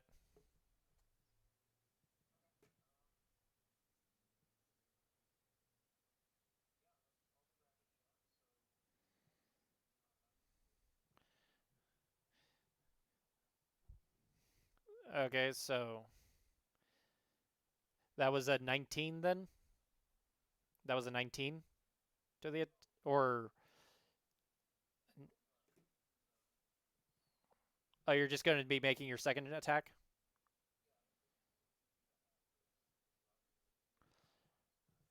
Okay, so it would have been just a straight 21 because you didn't.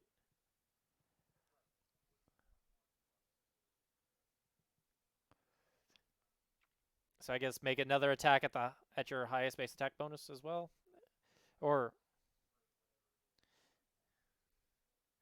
so yep. Just roll again, and that one will miss. So if you want to take your third shot at a -5.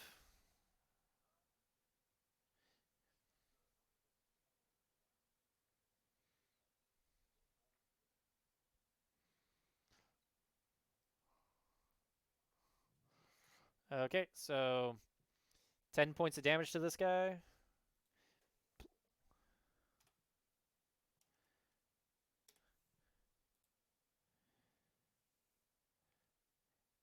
And but you added your int mod to damage, right?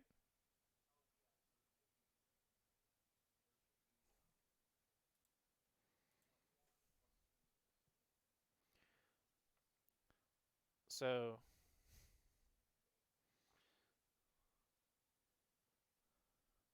so 8 additional damage. Okay. So add an additional 3. That is wrong. Okay.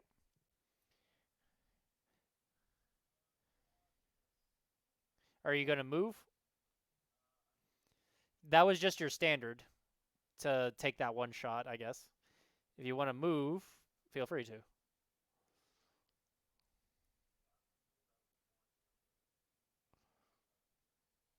Okay.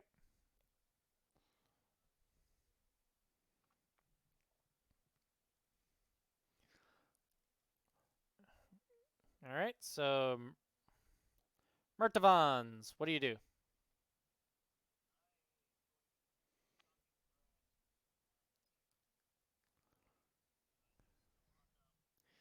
On drawing? Okay.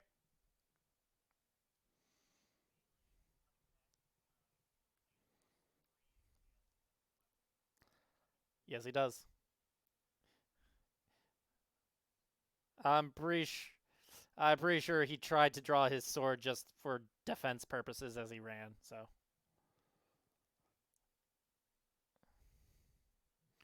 and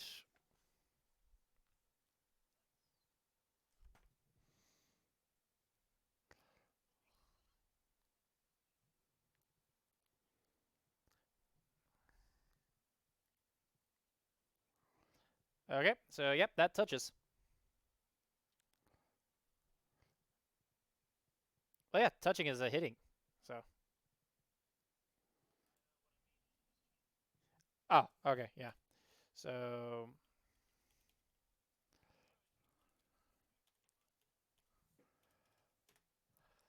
it touches.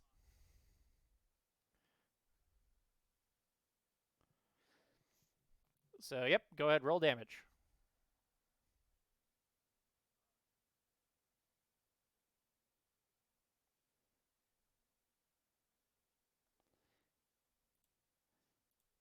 So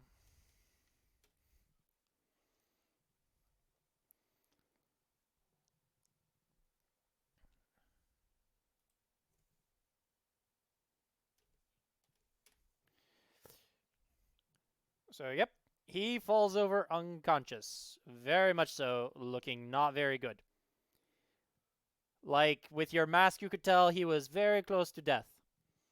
And he is pretty much knocking on death's door right now.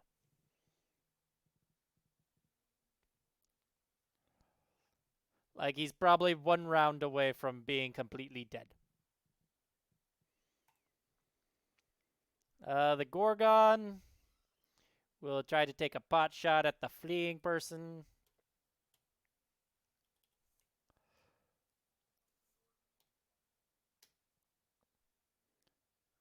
And the Gorgon misses completely.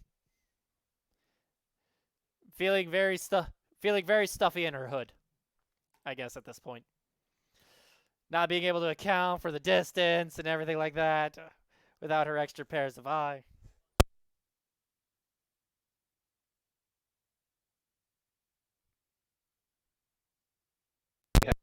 I can't. I kicked out my headphones. I'm sorry. What did you say?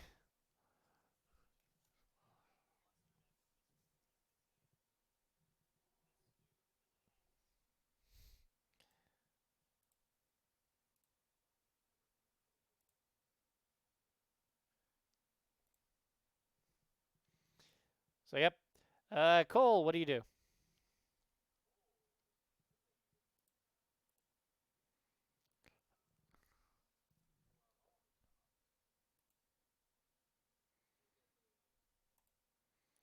So deadly aim.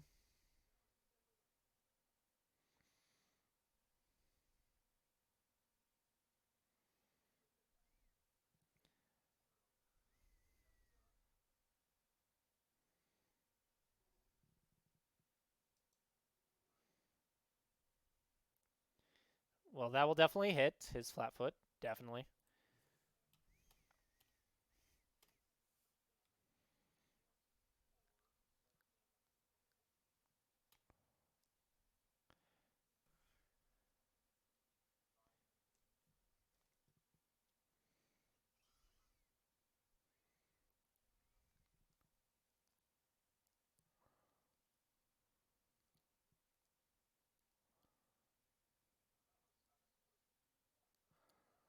Okay, so that'll be your full attack action and roll again with a -5.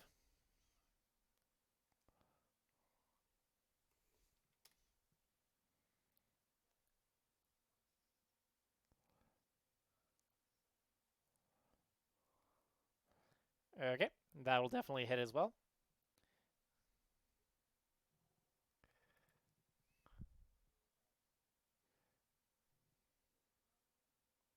So what's your total damage? Yep. So 4 plus 1 plus 7 plus 2 plus 5? Is that it?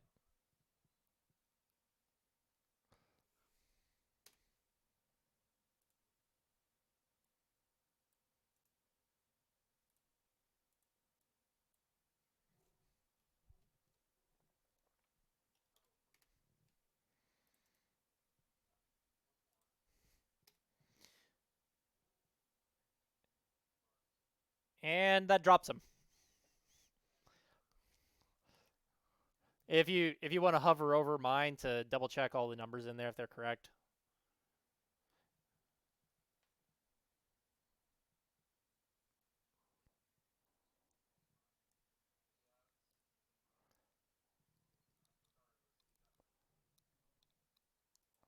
But yeah, he drops. Da da da da da da da da.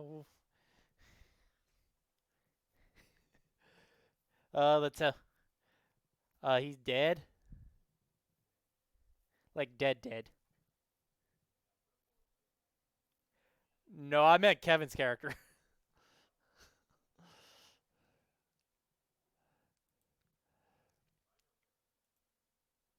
You probably have a perception high enough to, or maybe you could make a heal check on him to find out if he's dead.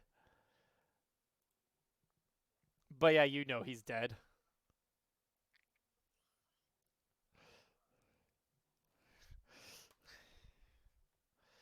So yep. I guess it's going to cost you guys a pretty penny to bring him back.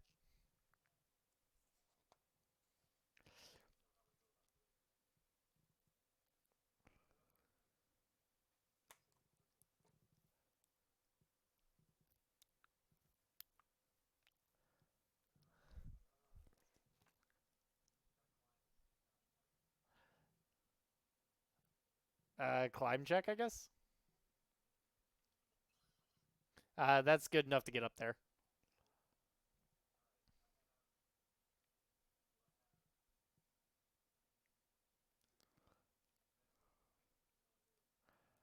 Then make a heal check.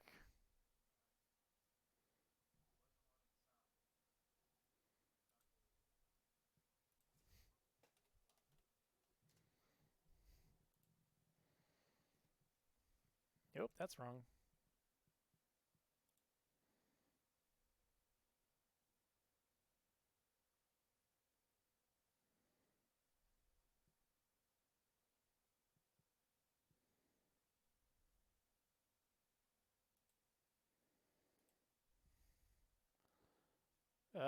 Stabilizing. Where's stabilizing again? I think there was a 15. Was the DC to stabilize you? Yeah, as it's DC 15.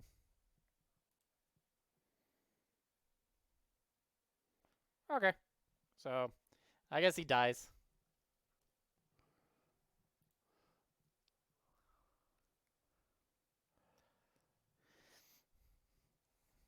So yeah. If you loot the bodies, you don't find anything telling you who was attacking you or anything like that. But you do find a couple of potions. Nope. Uh, the crossbows are heavy repeating crossbows, +1s. They have magic leather armor, +1 each. Their rapiers are masterwork. They have a disguise kit. They each carry 115 GP. They have dagger, 3 darts each. And each of the crossbows basically have 20 bolts, minus whatever they fire at you if you guys want to figure out how many it is. But basically, they have 1 unit worth of ammo.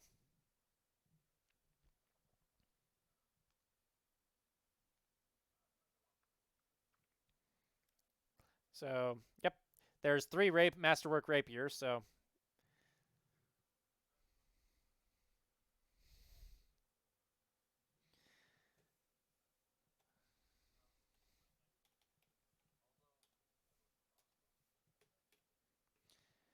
Wow, you can actually multiply in inline rolls as well. So yeah, that's how much gold they have.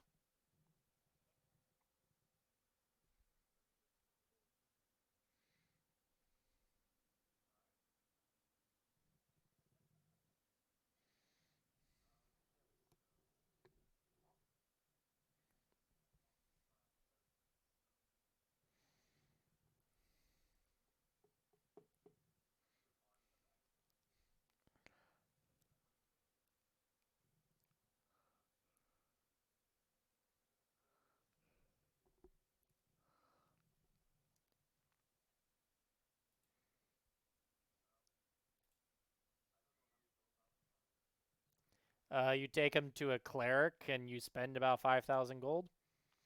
Or you can take them to a druid and and spend 2,000 gold for reincarnation.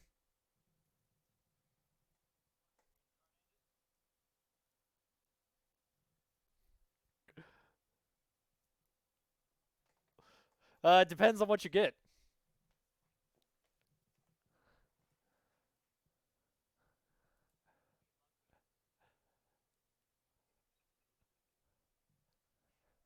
could be an elf.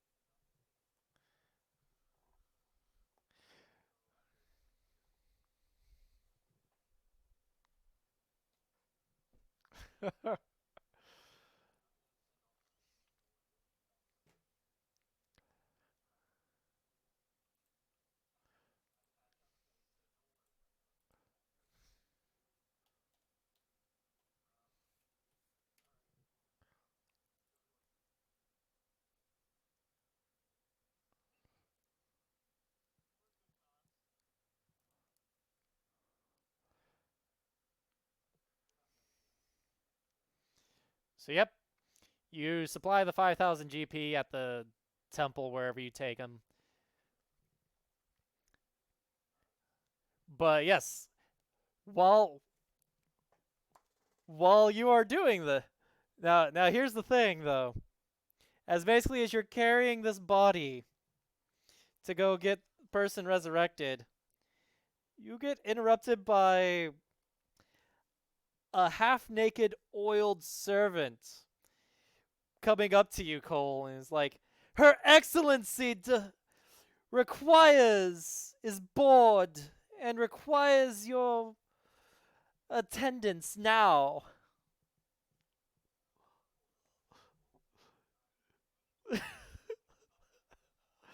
No, she requires her paramour's presence now.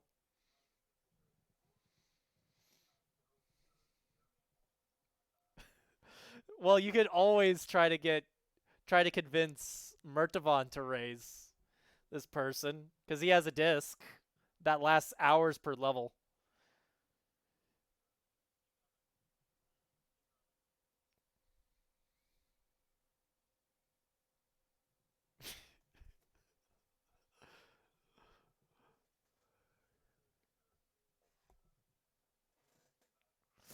Ramanafras.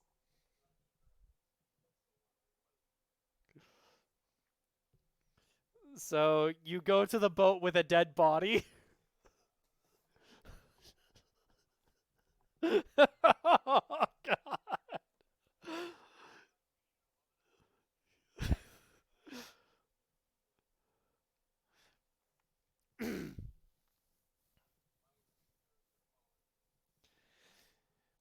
So you find her kind of lounging about, wearing diaphragmos vermilion silks. You could tell by the way that she's moaning and groaning, very much making it very much known how depressed she is and sorry for herself. Nibbling at a crocodile tongue tangine between overwrought sighs of ennui.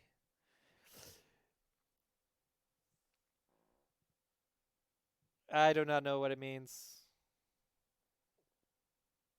Yeah, ENNUI. And she basically calls out to you, "Oh, the light of my life, ye." What does it mean? Huh. So, yes, she looks at you. "Oh, the kilted light of my life. Entertain me on my most darkest of days."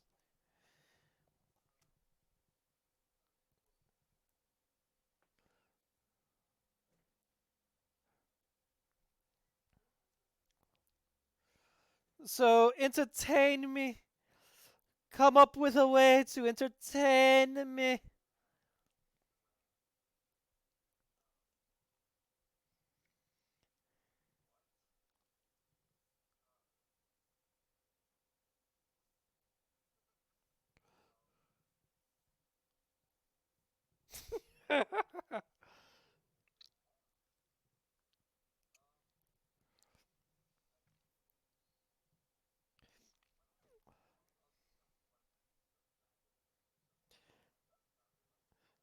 So you're gonna use a perform gunpowder tricks?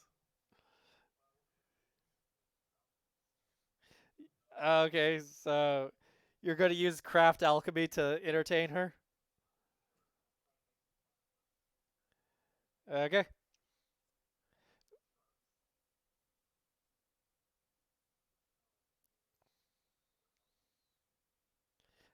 She is not amused. Come on, you could do better to entertain me. Are you here as well, Murtavon?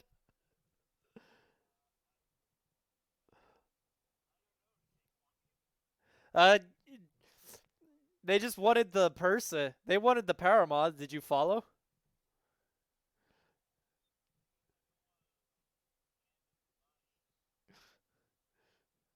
Okay. I guess you could try to entertain her as well if you want to.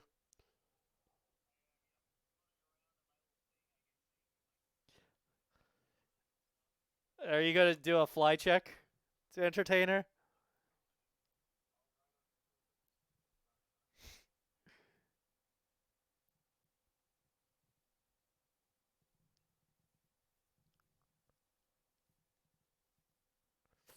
That completely entertains her, and she's laughing, amused.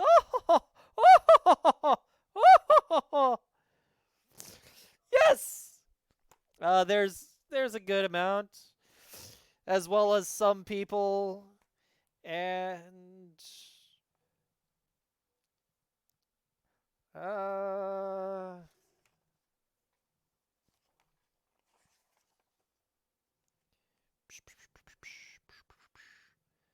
um,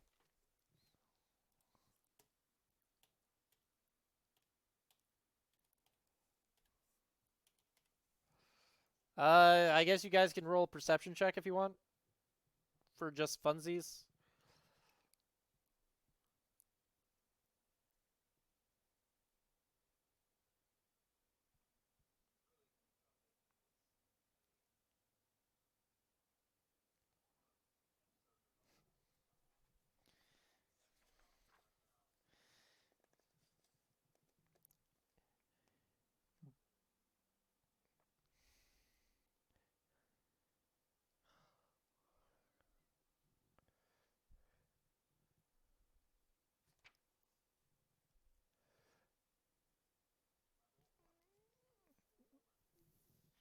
But yes, you get you manage there, Cole, to see through a disguise. There was a woman on the boat that's kind of standing there, just in the crowd with Momonofra and everything like that. And you could tell that it's actually a dude with you see through the disguise entirely though. You see through the magical illusion. You see it's a black guy wearing a mask and everything like that. What do you do?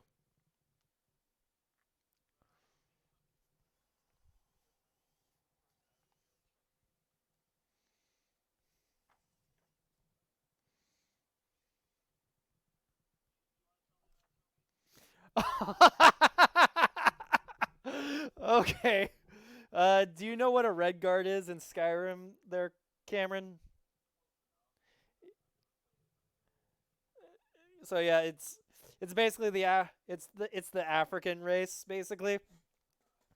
And I we had character rollers basically. It was, just a list, roll, see what you get and you play the character. And I got like one of my character was a red guard, and it was just literally As soon as I rolled this, and I was just like, oh, this is what a red guard is? Immediately I was like, your name's Toby! Your name's Toby! And this he was a big black guy who ran around in heavy armor and everything like that. Unless he needed to sneak around. At which point I took off all of his armor to down to his skivvies. So he's this big black guy in basically a loincloth, crouching down, doing things. And what was really hilarious is there was at least one point where it was in the middle of a house where I was sneaking around in it, doing things for like the Thieves Guild or something like that. And legitimately, this one guy was staring straight at the door, but I was hidden from him. Even though he was looking right at me, my stealth was good enough. So I basically creep up to him with him looking at me the entire time, hidden. And I reach out to him. And I pickpocket him, and I take a key from him. And I walk out of the room. And legitimately, I just couldn't help but look at everybody and just basically be like, just as the guy, he's just like, dude, I don't know what the fuck I was taking or I was on, but I swear there was this black guy that just walked into the room and walked up to me. It took something for me and just walked out. I don't fucking know. It was the trippiest fucking shit ever, man. That fucking scuba, man. And he'd lockpick everything. He'd leave everything open and take nothing. He just wanted to pick all the locks.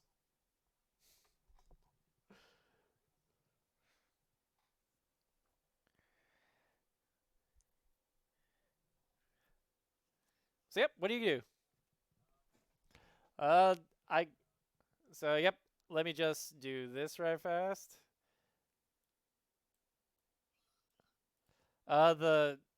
The Gorgon definitely didn't accompany you to the boat.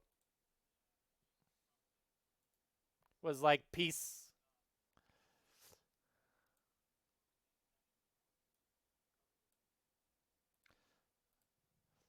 And I need a character token for the black dude.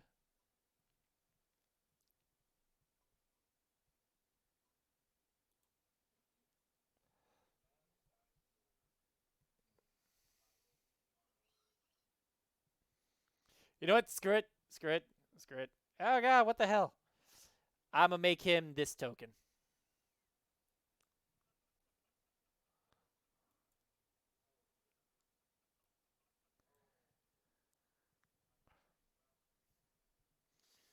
I know it's not gonna be 1-to-1, but let's see if I can make this 1-to-1 right fast. Eh. Yes. Uh, a drama point if you could guess which character token it is, technically. No, I meant like who used this token and that I just pulled this from right fast.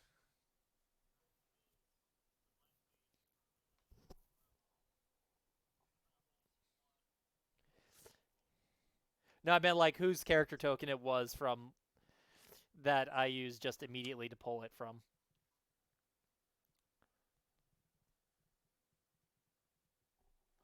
Well, it was Sean in the White Plume Mountain game. So, yep. Nobody gets the drama point. But anyways, uh,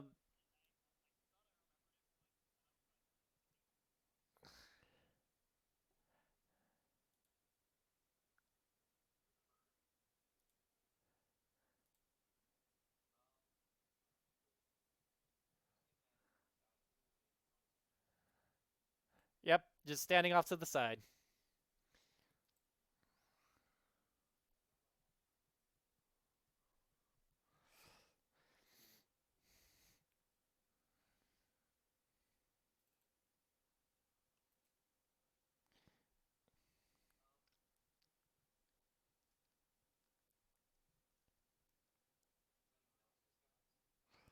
No, just this one person here.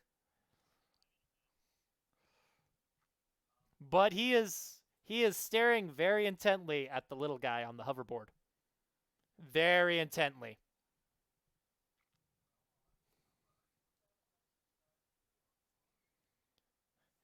And I think that gets his hackles up at this point.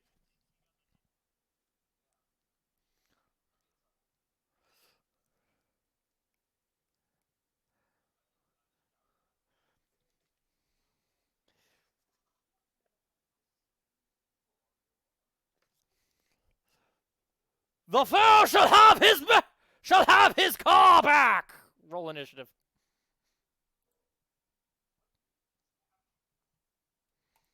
That's what he shouted.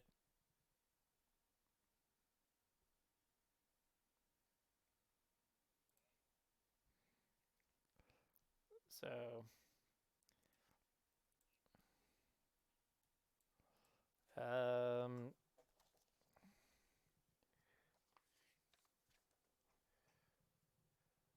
+3, so that's going to be this. That gets out of the way.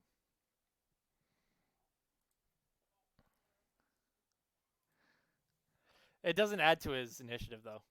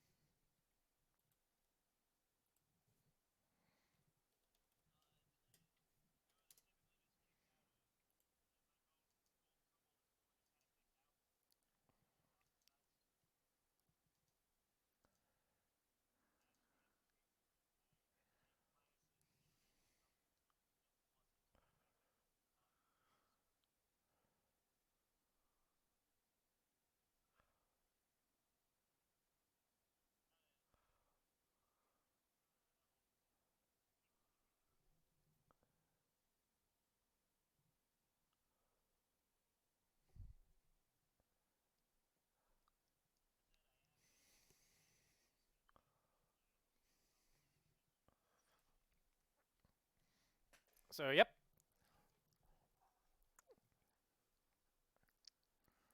So,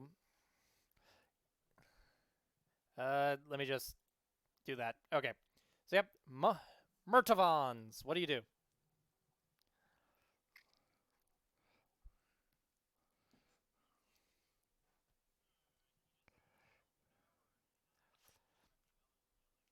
He hasn't done anything threatening yet.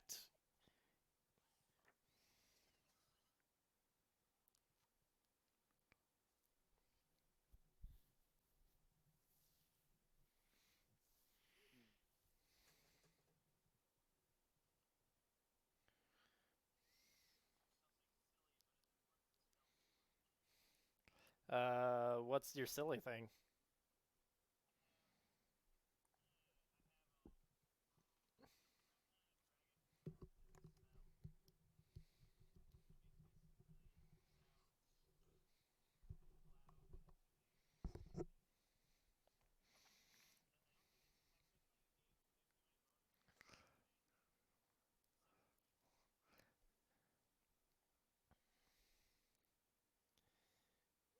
Okay, so what do you wish to actually do? You're mulling.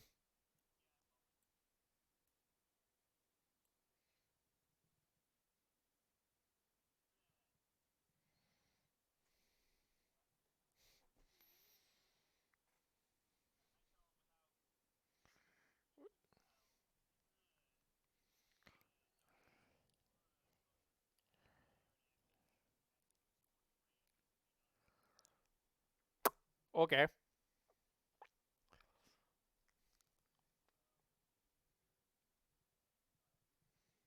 The party token can get out of the party. I forgot the party token was on the board. So yeah, that's your entire action. Cast a spell at him if he moves closer. Okay. He doesn't come closer. He casts Cone of Cold at you guys though.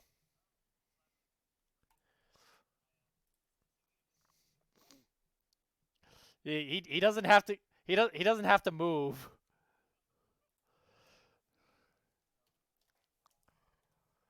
I think they're scrambling at this point. So, reflex save, both of you. It's DC.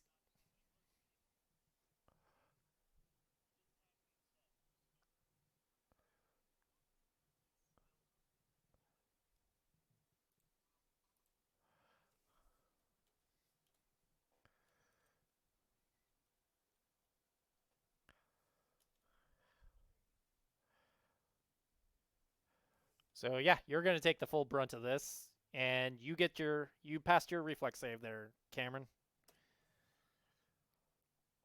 He deals 29 points of damage. Did you heal yourself at all in the? I'm pretty sure if you wish to have popped some potions before this, you could have there. I don't know. I think somebody had a wand, so I'm pretty sure that.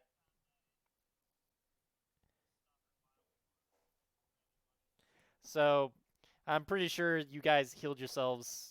Just kind of take 10 charges off the wand and take all your damage off.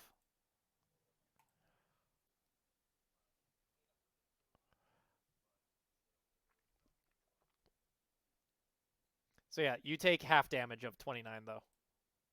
And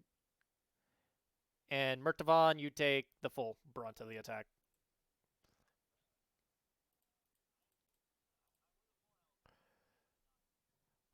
Uh I'm going to reload my page right fast because I can't get rid of a box. So yeah. I'm pretty sure next up it's you there, Cole. What do you do?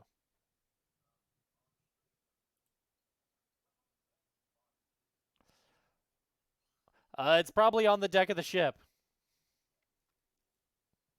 Let's just throw you. No, wait. Nope. You decided to put her next to Mama Nafra up here.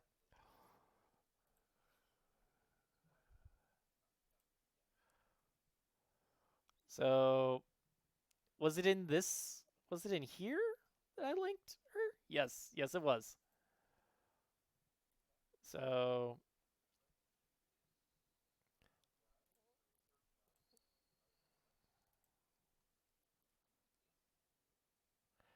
yes, he is a human.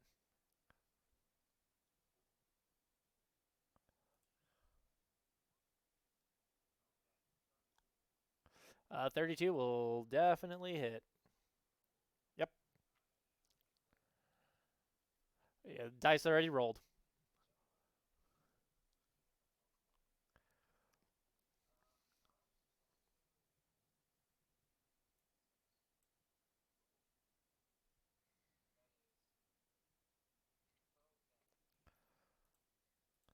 Okay.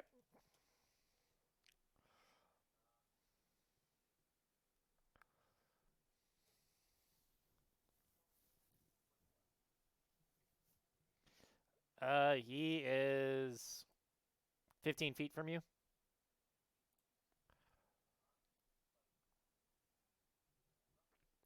You already took your standard action, so no.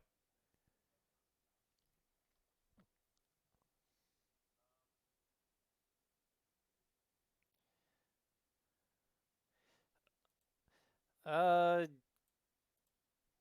hang on.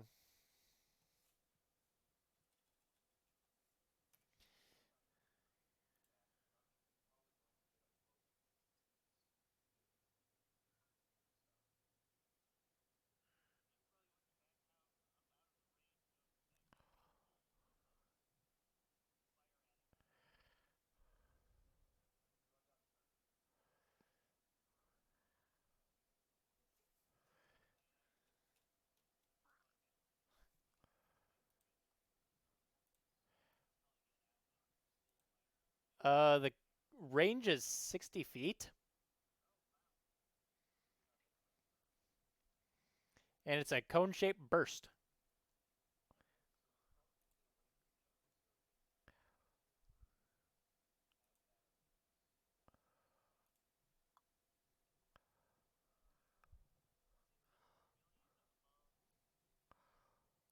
Uh,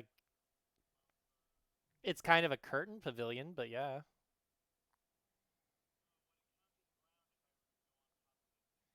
I think so. Because I think it could support your weight. And let's just find a token for her right fast. Because she may want to get involved in this a little bit.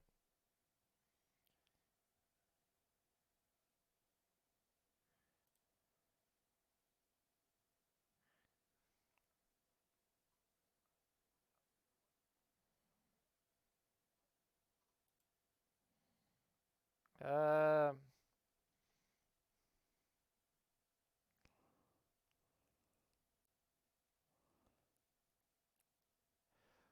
this isn't going to be anywhere near as funny, but I don't want to upload a token for her, so there's her.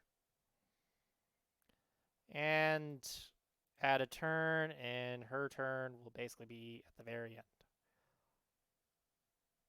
So, do you take any other action? So you take a 5-foot step, basically. So, okay. Take your second attack at -5.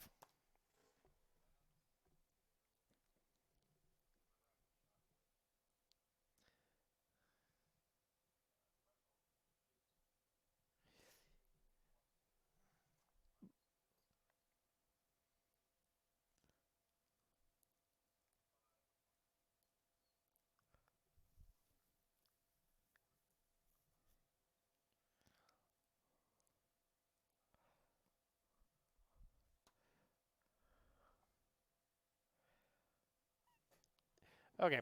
Anyways. Uh, so an additional 7 points of damage, I guess. Okay. And next up is Mamanafra. She is going to cheerlead. Oh, fights on my bodge! Go, my Paramount, go! And she's going to use her bardic performance as her.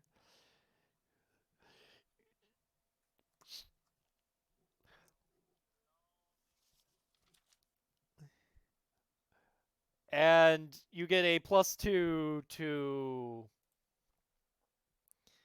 inspire courage.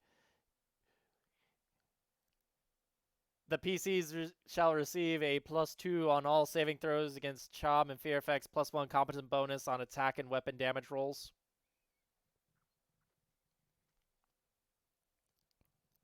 So you get a +2 morale bonus right now. And I think I could do it for your character right fast while this is going on. So let me just do this for set buffs. So buff 1, Bard, IC, type, class, attack, select bonus,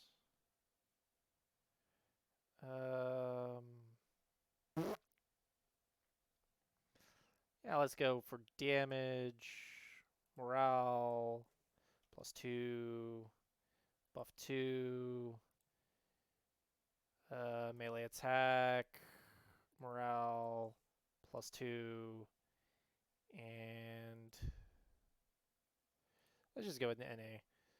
And saves. All saves. Morale +2. I think that'll do.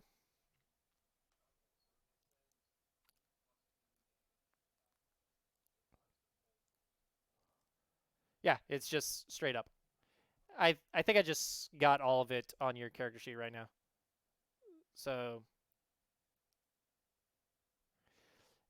I think it'll just include it in all your rolls at this point. So if you want to include it on your character sheet, there's Zach as well. I can do it for you if you want. Do you want me to put the buffs on your character as well? So set buffs. So Bard, I see. Type, class, NA, 1, 2, 3. Attack, morale, +2. Melee attack. Oh, wait. I should probably add some. Oh, melee damage. That's it. No, wait. Just damage. What the hell am I doing? Morale, +2. I think. Is it weapon damage? Yeah, weapon damage. Okay. So. So. I don't know if you're going to be able to get this, but I'm just going to put melee damage, I guess, for yours. And all saves. Morale. +2. And yep. Let me quickly go back into Cole's. Because you have only weapon damage.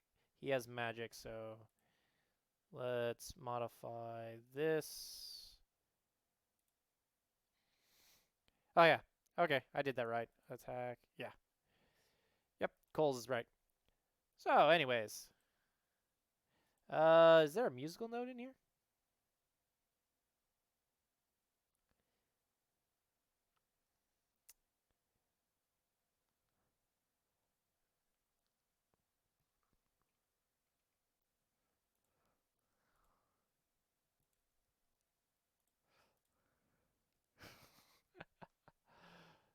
So yeah, there you guys go. That's that you're being inspired.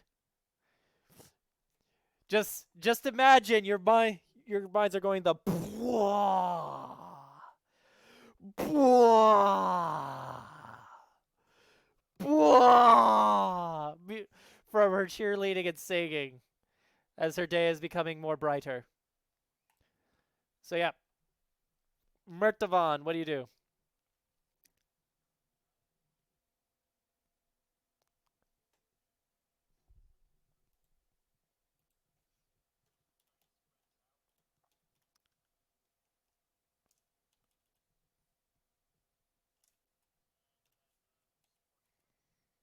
Okay.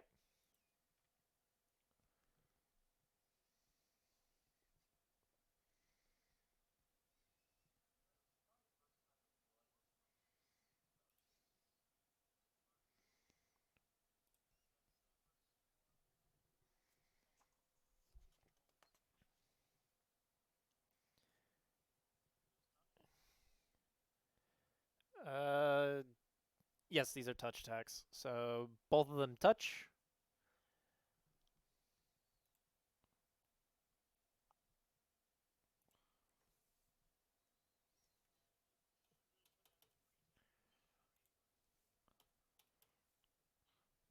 The morale bonus does not extend to.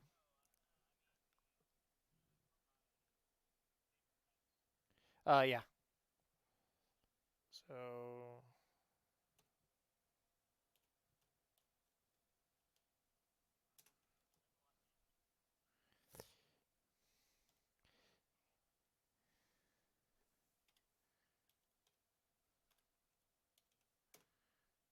God damn it.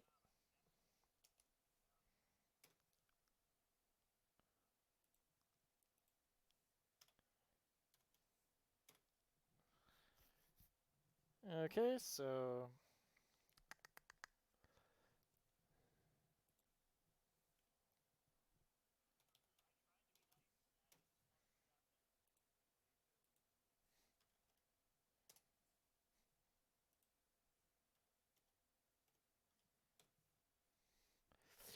okay, so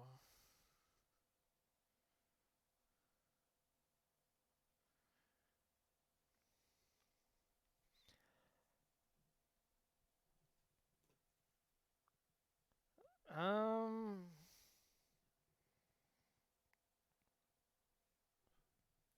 what does this do?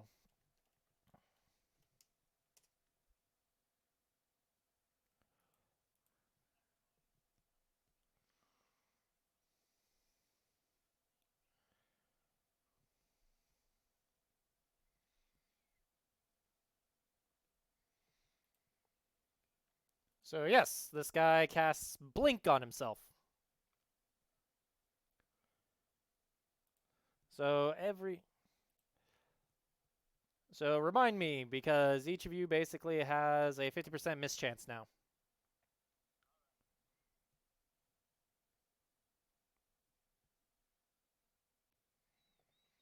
And if you want to know what he just cast there, Zach, you're gonna have to roll a spellcraft check.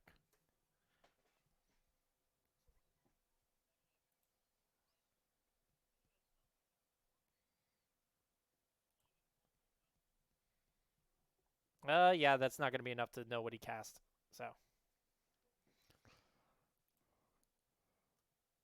he's kind of flickering now, though, to you guys. So yep, next is his turn, or that was his turn, and he will move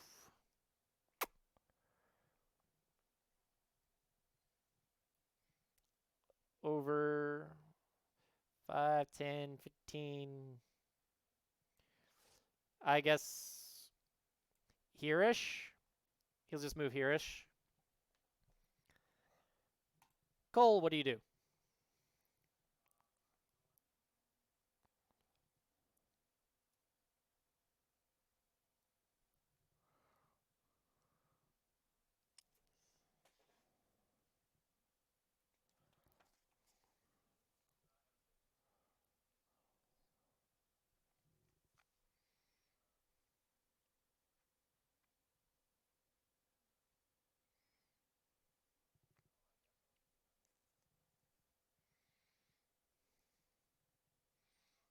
Okay. Take your shot.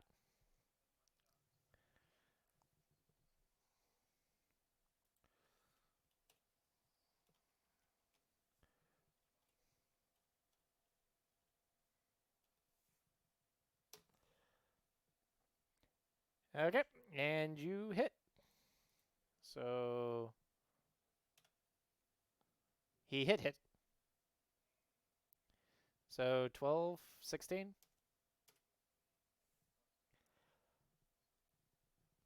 He actually drops.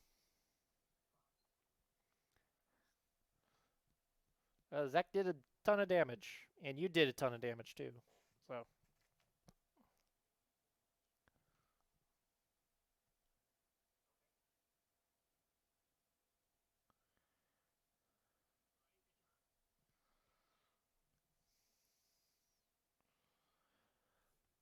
So yep, he's unconscious. What do you guys do? Yep, he's at minus this number.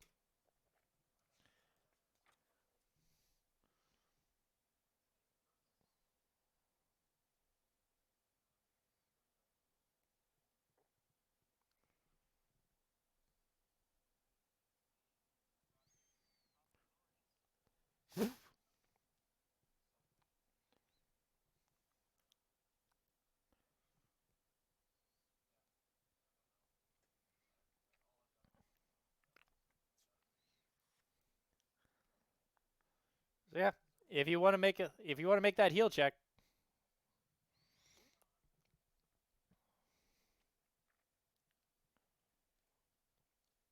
you do not stabilize him.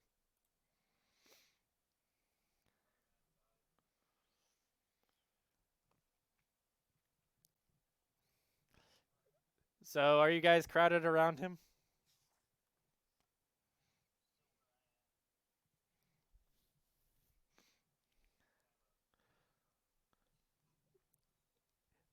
Yes, actually. So he bursts into flames. So, one moment. Um,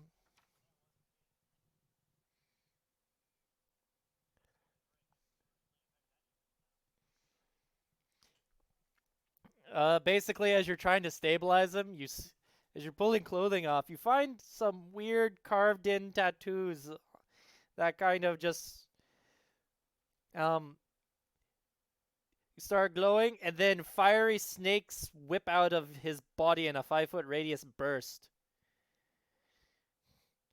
Uh, 10 plus half his character level probably scorches it slightly. So 10 plus his con mod, which is a +2. So that's going to be a 17. So yeah, make a reflex save, DC 17.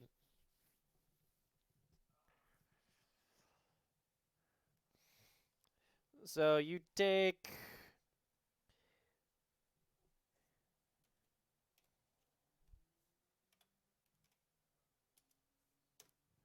13 points of damage. And it's make a fort save at that as well to not be blinded for 1 round. You pass. I think Zach's unaffected because of your goggles. Does your goggles make you immune to something that could potentially blind you? It's a bright light. Because you're probably within 10 feet of him. So you can make a fort save. DC 17. I think is.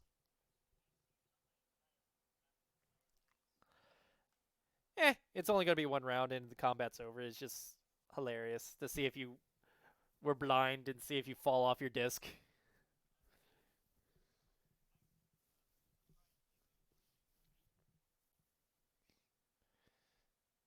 You pass.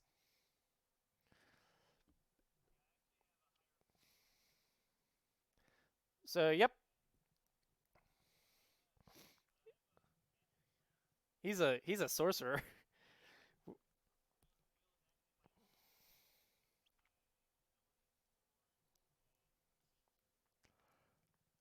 So, yep.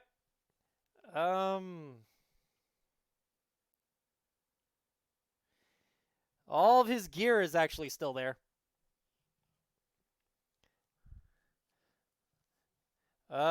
You find a dagger that's masterwork. You find a cloak that's magical, a ring that's magical, some sleeves that are magical, a gold funerary mask, a silver mirror, gold, and you find a potion, some scrolls, and a wand. Unless you basically can identify all the stuff, it's just this is what you found stuff. Yeah, 278. And if you want to try to make appraise checks on the gold funerary mask and the silver mirror.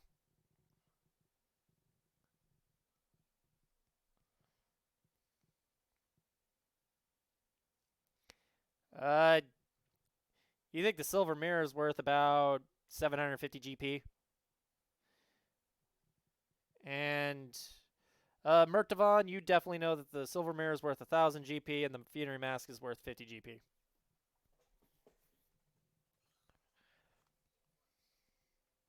Yeah, he had 278 gold.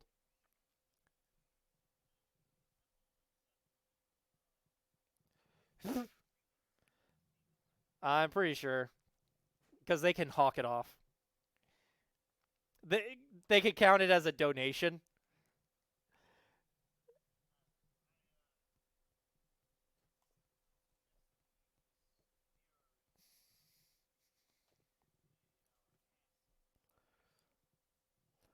Oh, wait. You know what one of the scrolls is immediately there, Zach. It's a scroll of Fireball.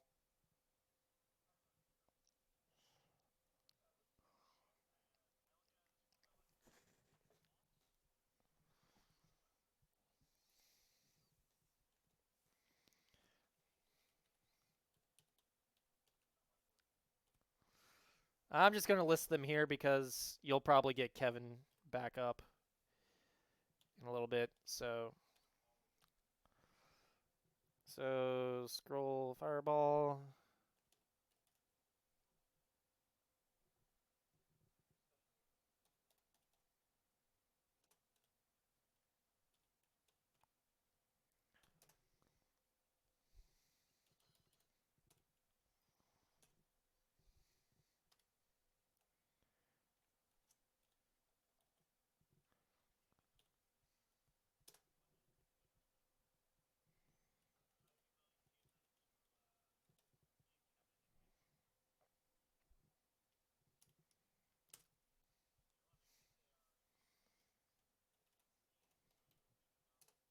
Yep, they are.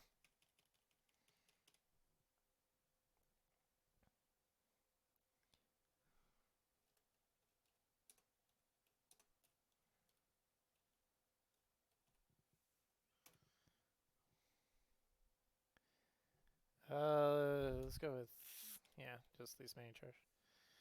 The wand has this many charges. Um,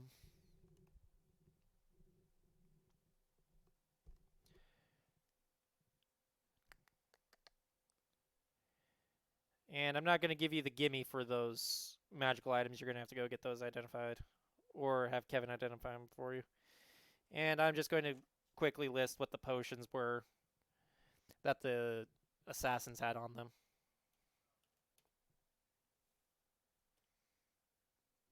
So, my God, you guys have a lot of these potions.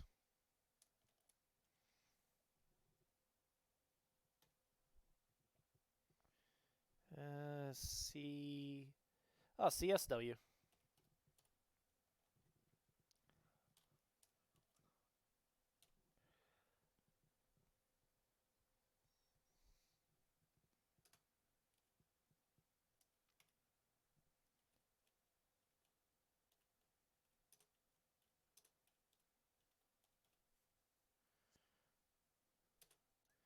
You know what? Screw it. I'm not going to do any more of this multiplication. I'm just going to put it out here at the very.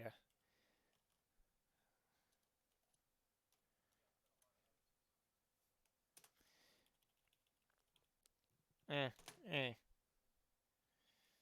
Shield of Faith. I am an idiot. Oh well. Okay. And poison.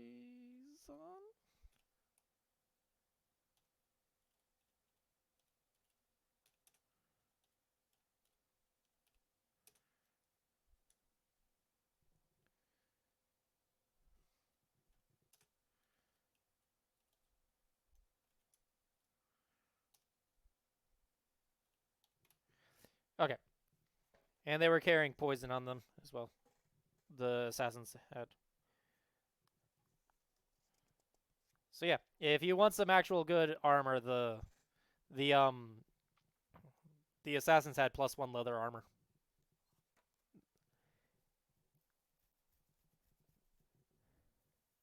Yeah, the assassins beforehand had +1 leather armor. I don't know if anybody knew if they wanted to put it on. You don't have the proficiencies to cast in it and all that kind of stuff. I know. I know.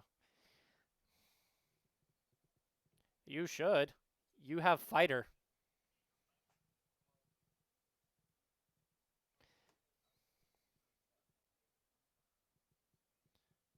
Really?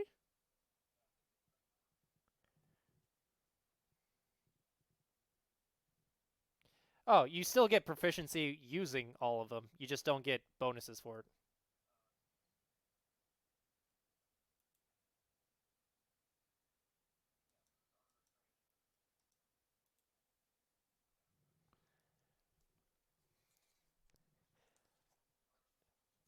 So yeah, I know there's one scroll that Kevin's gonna love whenever he gets back. Yep.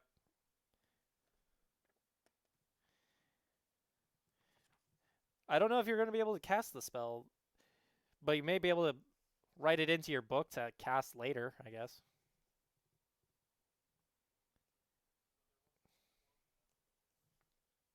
Yep. There's a cloak and a ring.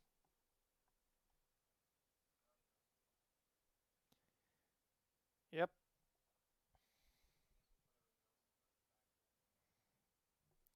The handy hoodoo. What's it now?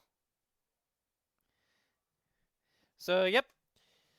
Uh, Momonofra is entertained. Oh, oh yes, very good, very good.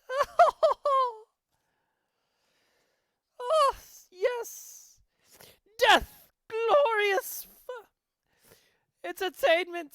Ah.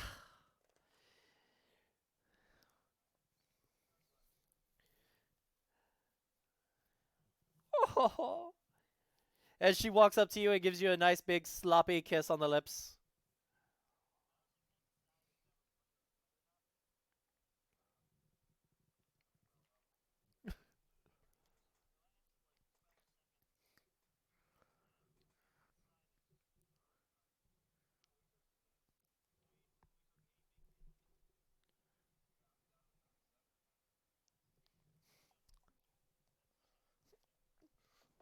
So if he had actually cast another big spell, you guys both could have just been eviscerated. Did he have Fireball? Oh, he had a scroll of Fireball. That could have ended the fight. What other spells does this guy have?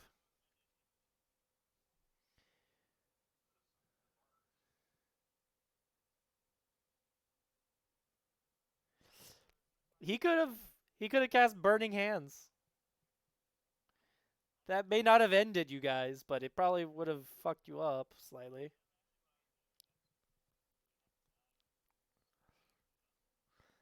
He could have cast Vampiric Touch. But he would have had to get close to somebody. Well, it could have been worse. He could have cast Call Lightning Storm.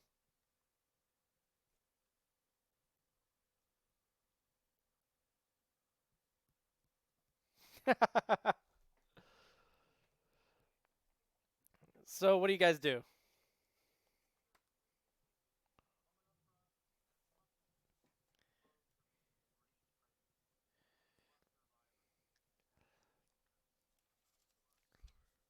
Oh, oh yes, yes.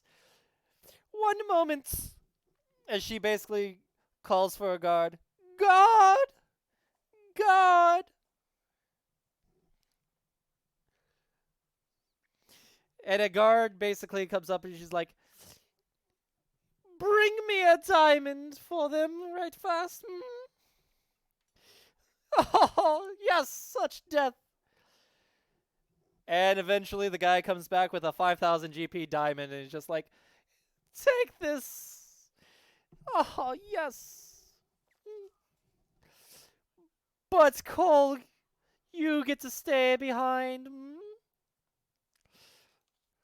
Entertain me more for the day.